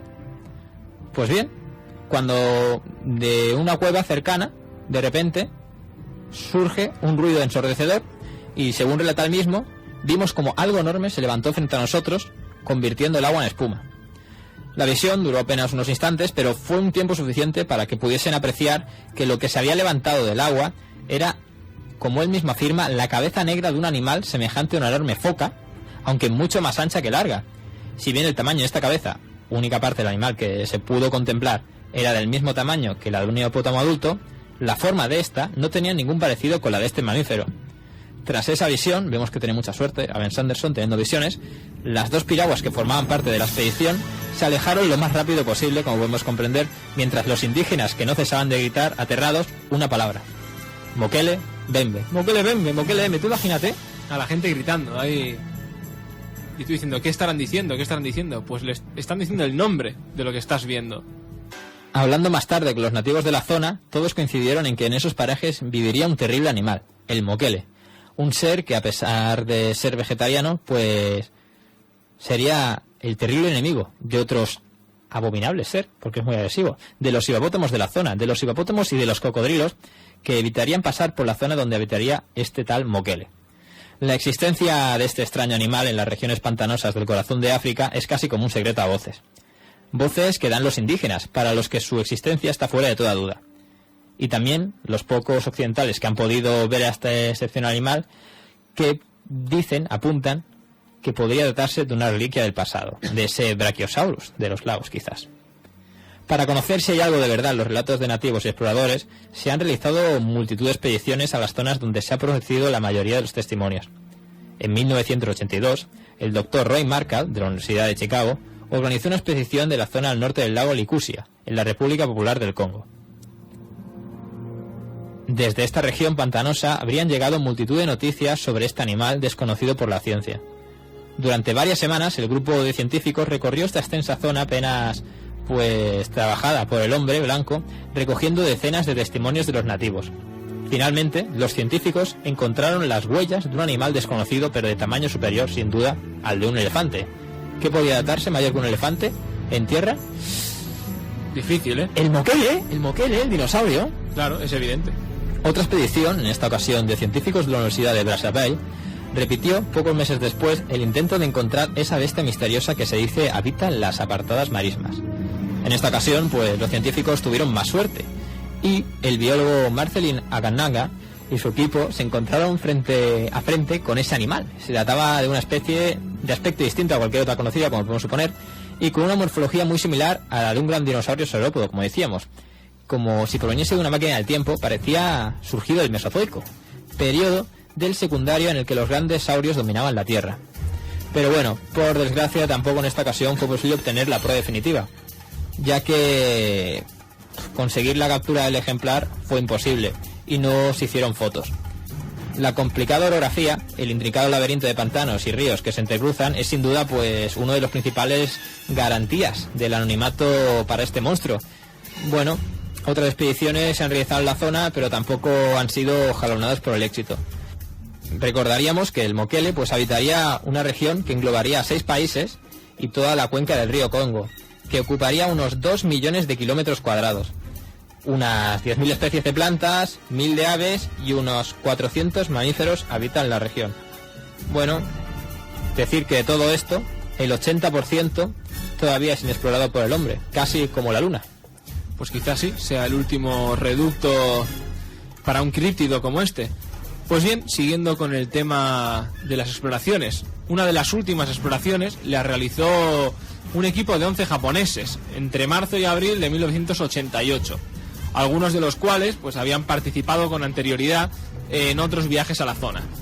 Las marismas del lago Tele, en la misma región de Licuala, fue el terreno elegido para realizar la expedición. Numerosos lugareños habían testificado sobre su contacto directo con el monstruo. Uno de ellos afirmó haberlo visto entrar en el lago apenas un mes antes, y otro, un cazador de elefantes llamado Immanuel Mongoumelo, dice que lo vio en los ríos Sangay Bay, que están conectados con el lago Tele. Incluso varios de los ancianos de la aldea recuerdan que a principios de siglo una de estas criaturas fue cazada por los pigmeos de la cercana zona de Oumé. Los expedicionarios solo pudieron ver en una ocasión un gran objeto negro flotando en el centro del lago, pero la niebla les impidió observar más detalles. La sospecha de que en algunas apartadas zonas del continente africano hay un extraño y enorme animal de costumbres anfibias no es algo reciente. Uno de los grandes exploradores y cazadores del siglo XIX, si no recuerdo mal, Alfred Aloysius Horn, pudo ver personalmente las pisadas de un desconocido animal que los indígenas del Camerún llamaban Yagonini, que quiere decir el buceador gigante. Las huellas de la bestia eran del tamaño de unas grandes sartenes, pero con 3 enormes garras. Cuenta este traficante y cazador, que recogió abundantes testimonios entre los nativos sobre la fiereza de la bestia. Años más tarde, en 1913, el capitán de las fuerzas coloniales alemanas en Camerún, el barón von Steins-zu-Lausnitz, realizó una completa investigación sobre las riquezas minerales y naturales de este territorio que estaba administrado por el Imperio Alemán. Unos párrafos de su trabajo hablan de que existe al parecer una criatura que causa el terror entre los negros de determinadas zonas del Congo, del Bajo Ubangi, del Sanga y del Ikelemba, al que se le da el nombre genérico de Mokele Bembe. Pues bien, se ha de decir que realmente el pionero en publicar alguna referencia sobre esta criatura fue un tal Abel Ivan Bonaventure, que en el 1776, en un libro llamado Historia del Loango, Kakongo y otros reinos de África, libro en el que se describe pues el hallazgo de unas extrañas huellas, unas huellas que los nativos ya identificaban a esta extraña criatura, unas huellas de casi 1 metro de circunferencia, hendiduras que a modo de gruesas garras o uñas pues tenían una separación de unos 2,1 metros. Pues bien, el informe del meticuloso militar alemán de Stein-zu-Lausnitz explica además que los rumores señalan que emplea la cola para hacer zozobrar las canoas que caen bajo su radio de acción, para a continuación, matar con saña a sus ocupantes, pero sin llegar a devorarlos. O sea, una crueldad brutal. Sí, no, tratándose de un herbívoro. Me iba a ahorrar la palabra. Pero bueno, se asegura que el animal vive en las oquedades y cavernas que forma la arcilla en las márgenes del río. Unos nativos... Es un tío asquilloso. Unos nativos incluso me han enseñado, decía este militar, me han enseñado el alimento predilecto de este monstruo, una liana con grandes flores blancas que da una savia lechosa y que tiene unos frutos parecidos a las manzanas. En fin, incluso en una ocasión, cabe añadir, el barón von Stein pudo ver el sendero que había trazado el Mokele. Pues de otras zonas del corazón del continente negro llegan más testimonios que hablan de la presencia de un extraño y desconocido animal. El nombre que se le da cambia, eso sí, pero la descripción es más o menos y en esencia similar. Así, en el año 1910, un traficante de animales salvajes llamado Karl Hagenbeck recibió por varios caminos la noticia de la existencia de un gran animal desconocido. Ahí se lo representaron como el Simpekwe, una bestia que querría decir mitad elefante y mitad dragón, que habitaría en la región sur del Congo belga y el norte de Rodesia, la actual Zimbabue. Pues tan convencido estaba de que se trataba de un dinosaurio, posiblemente relacionado con los brontosaurios, que organizó una expedición hacia la zona del lago Kabengolo, a unos 260 kilómetros al este de Libreville, la actual Lubumbashi. Lamentablemente, como podemos suponer y no hemos visto, esta expedición fracasó, ni siquiera logró encontrar algo en el lago. Sin embargo, un colono y escritor inglés, J.A. Hughes, vivió 18 años a las orillas del Baingwolo y pudo realizar una detallada encuesta entre los nativos de la zona, recogiendo multitud de testimonios sobre este animal, a los que, en este lugar, le llamaban el Chipwe. Uno de los más destacados es la narración del jefe de la tribu de los Bauchi, cuyo abuelo fue testigo presencial de la caza de una de estas bestias en las aguas del río Luapula, que une los lagos Bangewolo y Muero. Es que los nombres africanos son un poco complicados. Sí, a lo mejor lo estoy diciendo mal, pero bueno, yo lo digo, ¿vale? Y bueno, pues esta zona correspondería a la zona fronteriza de los actuales estados, si no recuerdo mal, del Zaire y de Zambia. Este colono inglés cuenta que el funcionario británico, retirado un tal M.H. Croat, se despertó una noche por un gran ruido de chapoteo y que, al revisar intrigado los contornos, encontró sobre la arena unas enormes huellas totalmente desconocidas. John Milliais, un naturalista inglés que durante los años 20 exploró amplias regiones del continente africano, escribió un amplio informe sobre el extraño animal, del que se hablaba en el país de los Ba Rostes, en el Zimbabue medio, al este de la actual Zambia. La aparición de este animal, pues al parecer tendría características de ser un gran reptil acuático de un tamaño superior a la de un elefante, con un largo cuello, con una cabeza parecida a la de una serpiente y con patas de lagarto. Pues bien, ahí los indígenas lo llamaban el Isigumadeu. Y bueno, intrigaron vivamente al rey de Lehuanica. Nombre largo como el cuello, ¿eh? Que investigó este rey los testimonios de sus súbditos y envió un amplio informe al residente británico de Zululandia. Me parece tremendo este nombre, Zululandia, ¿eh? No me lo invento, ¿eh? Es así, es así. Es así. Y el residente británico en Zululandia era un tal coronel Hardinge, en que le relataba que él mismo había podido ver el sendero formado por esa bestia entre los cañaverales. Un rastro que tendría un grosor pues de 1,5 metros. Y los habitantes de las zonas pantanosas del Zaire lo llamaban el Mibiluntu.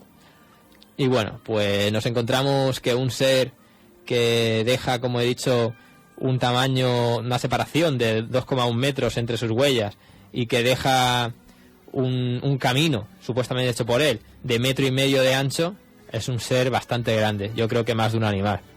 Pero bueno, Hay más, porque Angola es otra de las zonas de donde llegan testimonios de la existencia de un monstruo acuático. En este caso se trataría del Colle Yamenia, un animal que emite unos potentes rugidos que le han valido el apelativo de león de las aguas. Según los nativos, este animal es un enemigo acérrimo de los hipopótamos, como el moquele, a los que mata en cuanto tiene oportunidad. Un comerciante portugués, Pereira da Costa, tuvo noticias durante su estancia en Luanda en los años 30 de que uno de estos monstruos había matado a un hipopótamo. El intrigado portugués se desplazó al día siguiente a la zona donde se había producido este suceso y pudo encontrar el cuerpo del hipopótamo, convertido pues en una piltrafa, totalmente desgarrado y deshecho, pero al parecer sin haber sido devorado. El terreno mostraba claros indicios de que se había producido una feroz lucha. Las hierbas y la maleza estaban aplastadas y casi arrancadas. La única pista de lo que pudo acabar con la vida del pobre hipopótamo son las pisadas de otra bestia, eso sí, de un tamaño mucho mayor.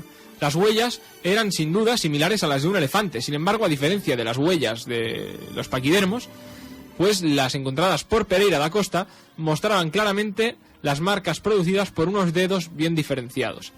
Las historias sobre la presencia de este extraño animal provocaron que el Smithsonian Institute ofreciese una recompensa de $3 millones a quien fuese capaz de capturar ese monstruo vivo o muerto.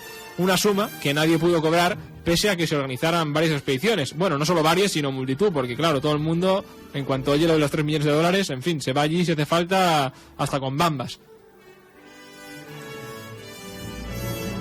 Y en las zonas colindantes con el lago Victoria y en los afluentes del Lino, pues también nos encontramos que hay indicios que avalan la existencia de un extraño animal que, si bien presentaría algunas diferencias con el de los pantanos del corazón de África, su descripción pues también sería acerca, pues, lo que representaría un dinosaurio. Porque según los ribereños del lago Victoria hablan de un animal llamado el Luguata o Amali. Y esta bestia estuvo a punto de hacer zozobrar en el año 1900 a un pequeño vapor que se dirigía de Kimusu, en Kenia, a Enelbe, en Uganda. Según el relato de un testigo inglés, Sir Clement Hill, el animal surgió de las aguas a intentar apoderarse de un indígena que se encontraba sentado en la proa, pero no lo consiguió. Solo pudo apreciar la cabeza del animal, que era de una forma redondeada y de un color oscuro, lo suficiente para descartar que se tratase de un cocodrilo. Los testimonios que hablan de que la presencia del Luguata pues es bastante común, hablan también de que los nativos de una tribu de Uganda, los caribondos, también se han encontrado con un animal parecido. En este caso, el animal combate a menudo con los cocodrilos y en el transcurso de la pelea suele perder alguna parte de su anatomía, que después es buscada, como podemos suponer, pues con mucho interés por los indígenas, que consideran que es un eficaz amuleto. Durante estas batallas se puede escuchar el mugido de este animal a muchos kilómetros de distancia. Esta característica descarta que se trate de algún tipo de serpiente, ¿no? Como la pitón, pues estos animales carecerían de cuerdas vocales. Qué gran verdad, ¿eh? Qué gran verdad. Pues en fin, otra cosa sucede en las fuentes del Nilo, donde los indígenas hablan de la existencia de una terrible bestia que los pueblos Nuer califican como una serpiente de enorme tamaño, cortas patas y gran ferocidad. El naturalista John Millais exploró ampliamente las grandes marismas del Valle del Nilo y se encontró que tanto los nativos Dinka como los Shilluk y los propios Nuer hablaban de un gran reptil, de una longitud de entre los 12 y los 30 metros, del grosor de un caballo, con un color amarillo oscuro o castaño claro. Estos le relataron como en algunas ocasiones habían asistido a una cacería de esta bestia. Al parecer allí las tribus montan cada 2x3 monterías en busca de moqueles y demás. Pues bien, pero nunca la han cazado. Nunca. Eso sí, dicen que han asistido. Y si afirman que lo han cazado, nadie tiene restos. Pero bueno. Hay una leyenda, perdona que te interrumpa, que dicen que un pueblo realmente llegó a capturar un moquel en Bembe. ¿Y qué hizo? ¿Se lo comió? Se lo comió y decidió probar cómo sabía esa carne de reptil prehistórico. ¿Y qué les pareció? Pues murieron todos y no pudieron contar cómo les pareció. Tremendo, ¿eh? Pero me suena leyenda urbana. Al igual que me suena leyenda urbana que muchas de estas tribus que son testigos de ese supuesto saurópodo, a los niños les construyen como muñequito, tallados en madera, unas figuritas que recuerdan claramente a dinosaurios. Tampoco sé si es leyenda urbana o no. Me apuesta por un sí. Los minimoqueles. Bueno, el caso es que el gobernador británico de Sudán, H.C. Jackson, publicó en 1923 un estudio sobre el pueblo Nuer del Alto Nilo, en el que hablaba del extraño animal que estos nativos llamaban lau, y que vive preferentemente en la zona del Nilo Blanco. Según las descripciones facilitadas por los Nuer, el animal vive en agujeros clavados en las orillas de los ríos, o si no, pues en lugares pantanosos, como los de Bahr el Ghazal y Adar. Su tamaño supera los 4 metros y tiene una corta cresta de pelos en la parte alta de la cabeza. Un rasgo común en los relatos de los indígenas es el terror que les produce este animal, muy superior al que les provoca una pitón. Hombre, terror no solo a los indígenas, sino a cualquiera. A mí me provocaría más terror ver esto que no a una pitón. A mí un elefante no me provoca terror. Hombre, pero una cosa que es así, como una especie de serpiente gigante con cresta en la cabeza de 4 metros, gorda como un caballo, hombre, da más miedo que una pitón. Sí, reconócelo. Estoy de acuerdo. A menos que vaya con una pistola y 2 espadas gigantes, no me daría miedo. Bueno, a mí aún así, antes de darle al gatillo, también me daría miedo. Pero bueno. Happy Trigger Buddy. Happy Trigger. El caso es que también hay un dato que avala su existencia, y se trata de la efigie de la cabeza de un lau, hecha en madera por un artista de la tribu Iramba.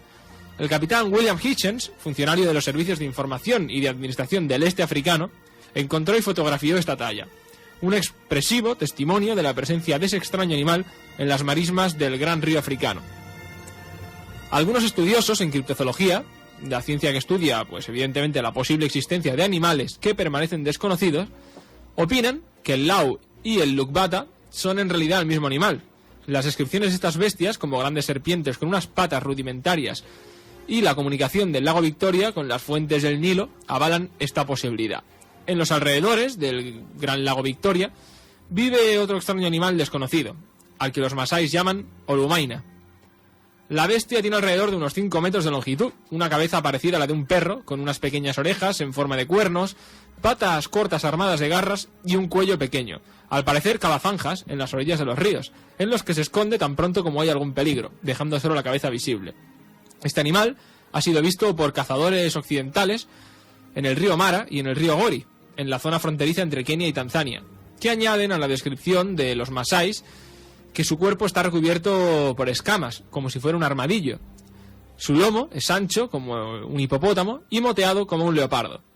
Su cabeza se parece a la de una nutria y las huellas que dejan sus patas pues son tan grandes como las de un hipopótamo, pero con la presencia de garras como las de un reptil. En fin, una aberración. Es una cosa aberrante. Pues sí, puestos a crear una teoría, pues podemos decir que, como comprenderemos, la probabilidad de que algunos dinosaurios puedan sobrevivir aislados en las más remotas regiones de África, pues aunque pueda parecer absurda para muchos, no lo es tanto si se tiene en cuenta que en este continente, al igual que en otras regiones remotas de nuestro planeta, el clima apenas es distinto en la actualidad a como lo era hace más de 60 millones de años, en zonas muy puntuales, eso sí, como sería quizás esa cuenca del río Congo. No hay que olvidar que en nuestro planeta hay auténticos fósiles vivientes, animales tanto más antiguos que los grandes saurios, como serían los cocodrilos o el dragón de Komodo, un animal que, por cierto, se descubrió, si no recuerdo mal, hace poco más de un siglo. Pues bien, la acumulación de testimonios ha popularizado la idea de que en las regiones pantanosas de África podría vivir, como estamos diciendo y como es menester, según el monográfico de hoy, un dinosaurio. Esto ha provocado que los productores de cine se hayan fijado en este misterio. Y hace unos años se estrenó, no sé si la habréis visto algún día, algún fin de semana por la tele, una película llamada Baby, que trataba del descubrimiento de un dinosaurio vivo en la selva africana. Por otro lado, algunos diarios de gran tirada, pero poco rigurosos, eso sí, pues han publicado la información del encuentro de estos seres. Así, el 27 de agosto de 1985, el redactivo británico The Sun, que ya sabemos que es el más sensacionalista de todos los periódicos británicos, publicó la noticia de que se había capturado con vida un dinosaurio en África. Casi 2 años después, el 21 de abril de 1987, el periódico americano el National Enquirer volvió sobre el asunto, afirmando que una expedición habría encontrado dinosaurios vivos en este continente. En ambos casos, falta decirlo, ¿no?, la información no se confirmó y han pasado y ha llovido bastante tiempo y no hemos visto el dinosaurio. ¿Por qué? Si tendría que ser el descubrimiento del siglo. Con todos los testimonios que hemos ido repasando, podemos empezar a hacernos una idea de cómo pueden ser los últimos dinosaurios. Si bien según las zonas de donde llegan los testimonios hay algunas diferencias, estas pues podrían ser debidas a que en parte el alejamiento de los hábitats hubiese provocado con el paso de los milenios desigualdades, especializaciones, subespecies de estos grandes saurios. Sin embargo, se puede decir que por un lado tenemos a un reptil de entre 6 y 10 metros de longitud, con el cuerpo grueso, como el tórax de un caballo, y unas fuertes y poderosas garras, todo esto acompañado de una gran musculatura y, como no, de una enorme cola. Y de, como no, también pues ese enorme cuello, ¿no?, que es lo que lo asemejaría a esos saurópodos del pasado. Su piel es de aspecto liso, como un hipopótamo, y de color gris, y la cabeza sería similar a la de una serpiente, corta y redondeada. Se trata de un animal anfibio, con un fuerte rugido, seguramente vegetariano, pero dispuesto siempre a lucha, con singular agresividad, y en especial si se trata de combatir por su espacio o comida con los animales que querían ser pues sus competidores más directos. Luchas en las que suele salir bien parado a causa de su fortaleza y sus bien armadas garras. El zoólogo Bernard Heuvelmans, uno de los principales expertos en el estudio de los animales ocultos, presidente de la International Society of Cryptozoology, y con más de 30 años estudiando la posible existencia de esta bestia, ha elaborado un retrato robot de la misma en función de las explicaciones dadas por los testigos y de los bajorrelieves del pórtico de Ishtar. Según sus conclusiones, la descripción del extraño animal de los pantanos africanos se corresponde con la de un dinosaurio del tipo de los ornitópodos o dinosaurios de patas de ave. En especial, los relatos de los testigos apuntan al grupo de los tracodontídeos o dinosaurios con pico de pato, unos reptiles vegetarianos que vivían la mayor parte del tiempo en el agua y que cuando salían de ella andaban a 4 patas.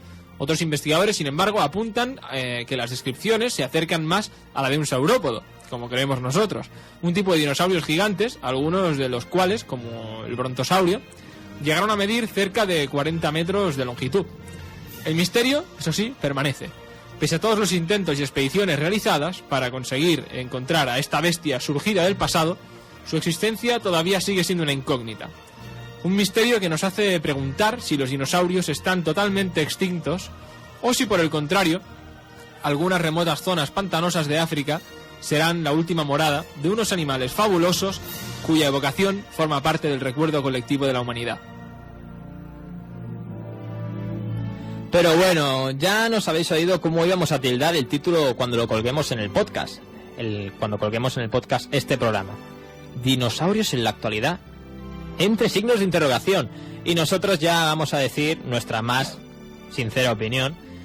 Sé que nos tenéis un cariño y que nos tenéis cierto respeto y que nos dais por unos tíos con unos estudios y que comparamos siempre los datos antes de decirlo. Y vamos a decir que no se trata de dinosaurios. No se va a tratar de dinosaurios. Puede que sí se trate de algún reptil, aún desconocido, criptozoológico, que se asemeje a uno de esos antiguos dinosaurios.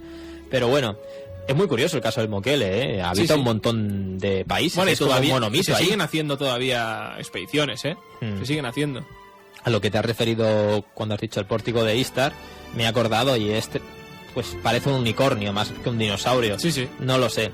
pero puestos a imaginar hay muchas cosas. Nos dejamos muchos de estos animales en el tintero, como serían los estusarios de Ambia, o por ejemplo una criatura que hay en Europa, en los montes suizos, que ¿cómo se llama, Daniel?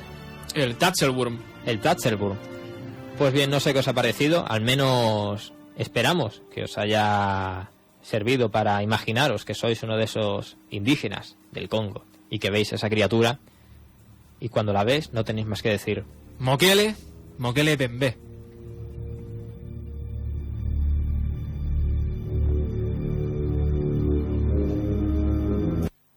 Y ahora a la sección del libro.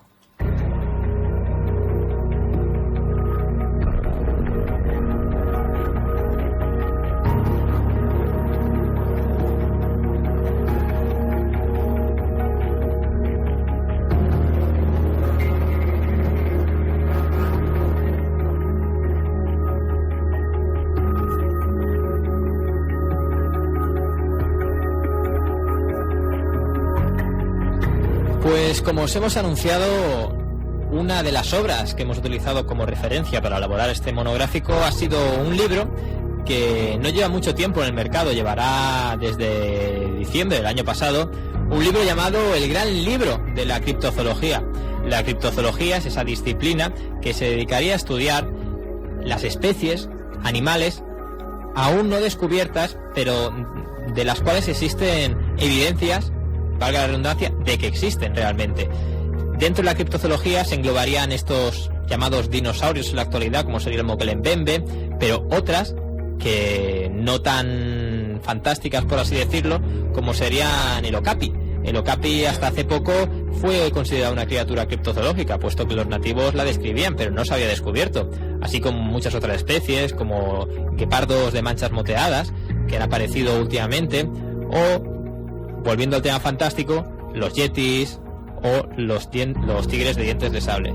Pues bien, el libro este de la criptozoología, el Gran Libro de la Criptozoología, está hecho por 3 autores: David Heylen, que es delineante de profesión; Gustavo Sánchez Romero, que es un naturalista y que hace unos muy buenos dibujos; y nuestro compañero en las ondas canarias, José Gregorio González, que es el que hace el programa Esencia de Medianoche y el que dirige también un portal del cual sacamos varias de nuestras noticias, que es esencia21.blog. Pues bien, este libro está estructurado como si fueran un archivo con varias fichas, en el cual se divide según el tipo de animal en 4 grandes secciones.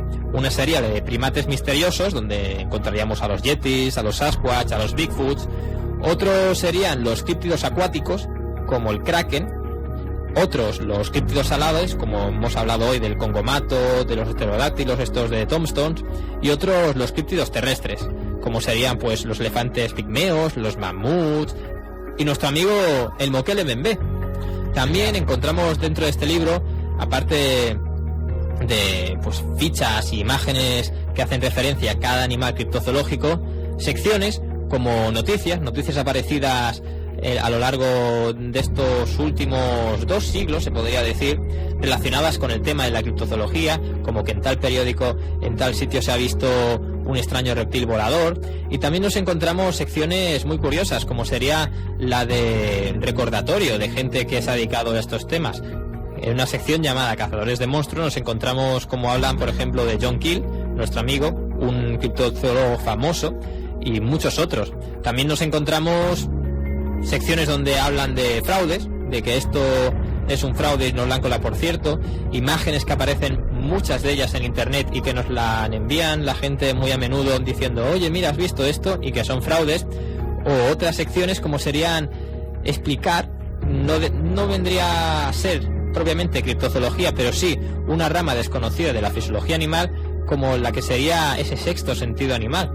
Alguna vez hemos hablado, cuando hablamos de los experimentos de telepatía, de cómo una máquina se situaba en el suelo y estaba unida a un lápiz o a un boli y se dedicaba a hacer movimientos aleatorios programados por ese ordenador, y se situaba en el suelo y situaban, sin que la máquina lo supiera, en un sitio determinado un animal encerrado en una jaula, y curiosamente pues la máquina se movía, aunque su movimiento era errático, siempre cerca de la zona animal. O sea, se podría decir que existiría una atracción por parte de la máquina animal, porque el animal emitiría, pues yo qué sé, ese sexto sentido, unas vibraciones, unas ondas, algo extraño. Total, un libro que recomendamos aquí tanto Daniel como yo, en el que también pues nos recreamos bastante cuando queremos encontrar algún tema curioso para hablar. Nos ponemos a mirar el libro y decimos, a ver de qué bicho extraño habla. Hoy hemos dedicado el tema monográfico en exclusiva a los llamados dinosaurios, que podrían ser atribuidos a la rama criptozoológica. Y bueno, también decir que hay una rama de esta llamada criptoestudio, que no es la criptozoología, sino que es la criptobotánica, en la cual también encontramos, en el libro también encontramos una sección para ella, aunque cortita, eso sí. Daniel, ¿qué te parece? Pues me parece un libro muy interesante, un libro que debería ser como si fuera un libro de cabecera para cualquier persona que tenga cierto interés en estos temas, y sobre todo especialmente en el de la criptozoología. Y ahora ya vamos a ir acabando con una de nuestras secciones que más furor causa en nuestros fans.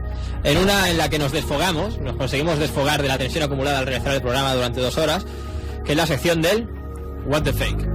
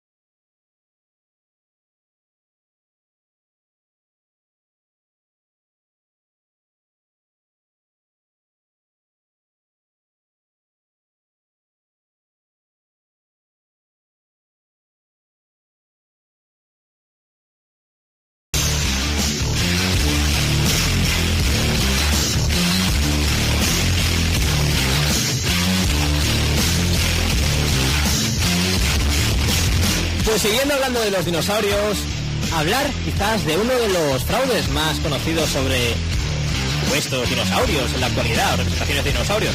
No nos estamos refiriendo al caso de las piedras de Ica, de las cuales muchas sí se tratarían de fraudes, pero la gran mayoría, o una primera parte por así decirlo, sí que tienen ese misterio que podrían ser reales. Esta vez en la sección de What the Fake nos vamos a referir de las figurillas de Acambaro.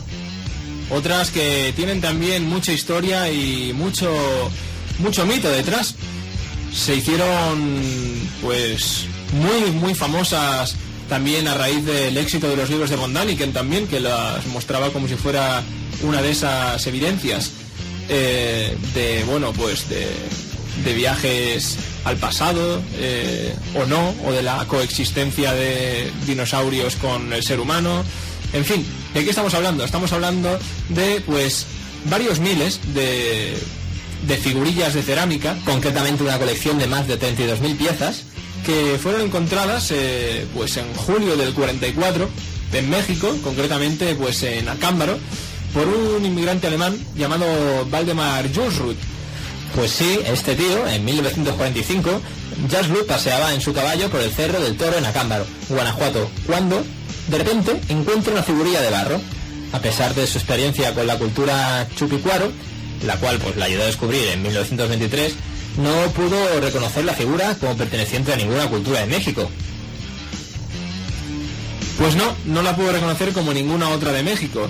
Y además, pues directamente fue utilizado ya por algunos personajes un tanto curiosos, como podría ser Dennis Swift, uno de, digamos, de los que defendían la hipótesis de no solo del creacionismo, sino de que además la Tierra pues había sido creada tal y como con las cifras y con el timing, ¿no?, de como se explicaba en la Biblia. Así él pues justificaría el hecho de que ser figurillas realizadas por seres humanos pues digamos mostraran a los antiguos dinosaurios. Así pues el amigo nuestro amigo Waldemar Jursrud, pidió a un campesino que buscara más de esas figuras porque él tenía el convencimiento de que tenía que haber más, no solo podía haber una. Evidentemente. Y así, pues le pidió al campesino que encontrara más, porque por cada figurilla que le encontrara, Waldemar, le iba a pagar. Y entonces el campesino vio el filón y le llegó a entregar aproximadamente unas 32.000 piezas. Se han encontrado diversas figurillas de dinosaurios, algunas pertenecen también a gnomos, duendes, y otras que presentan un cierto parecido con dragones. Pues también se pueden apreciar en según qué figurillas formas que representan vagamente a lo que serían greys, a extraterrestres. Sí, y además supuestamente son piezas originales y se encuentran en exhibición. Bueno, originales son, sí, son originales, pero ¿cuál es el problema? Pues que hay evidencias de fraude. ¿A qué nos estamos refiriendo? Por ejemplo, para empezar, las circunstancias de la excavación. Las circunstancias pues son bastante motivo de sospecha, porque como tú contabas, pues Jules Root llegó directamente a pagar a los campesinos pues por cada figurilla que le iban entregando. Por lo que no es, digamos, demasiado descabellado imaginar que los campesinos, que no es que fueran precisamente ricos, pues se dedicaran a darle todas las figurillas que él quisiera. ¿Tú quieres más figurillas de Acámbaro? Yo te las doy, tú me pagas. ¿Tú quieres que haya extraterrestres? Los vas a tener. Lo vas a tener todo. Aparte, según Charles de Cepieso, la superficie de las figuras evidenciaban que eran de nueva factura y no mostraban las características habituales de elementos que han permanecido enterrados durante miles de años. Si hubieran sido pues auténticas reliquias, estarían dañadas y rotas como el resto de artefactos encontrados en cualquier área arqueológica del mundo. Conclusión: fake. También es extraño que el gran número de figuras recuperadas estén en tan buen estado y que incluso las que aparecen rotas tienen fracturas limpias, por lo tanto... Recientes, sí. Pues nos encontramos con un fraude, aunque parecía bonito. ¿Parecía bonito de qué? Que se puede deducir que esta gente... Ya tenemos las piedras de Ica para eso. ¿Para qué un piedras de Ica 2? En 3D, que también existen, también existen las piedras de Ica en 3D. También se dice, el doctor Cabrera decía, que no somos nosotros en el Facebook, también decía que existían piedras en forma de 3D representantes de que representaban a esos dinosaurios y esas operaciones quirúrgicas. No sé, Daniel, desgraciadamente hay mucho fraude. Hay mucho fraude y además en nuestro mundillo también hay un problema, como decía un estimado ufólogo de allí de Conil, que lo vimos el otro día en Callejeros, y la verdad es que decía una cosa muy interesante y que estamos de acuerdo con él, y es que en este mundillo la verdad no interesa.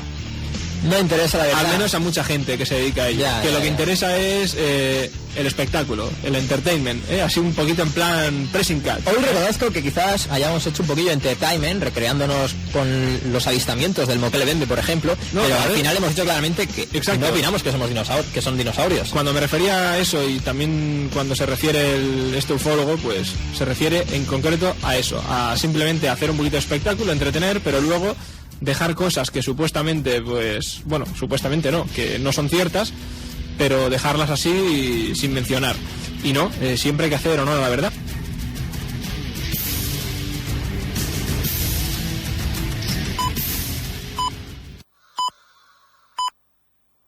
Són les 12 de la nit.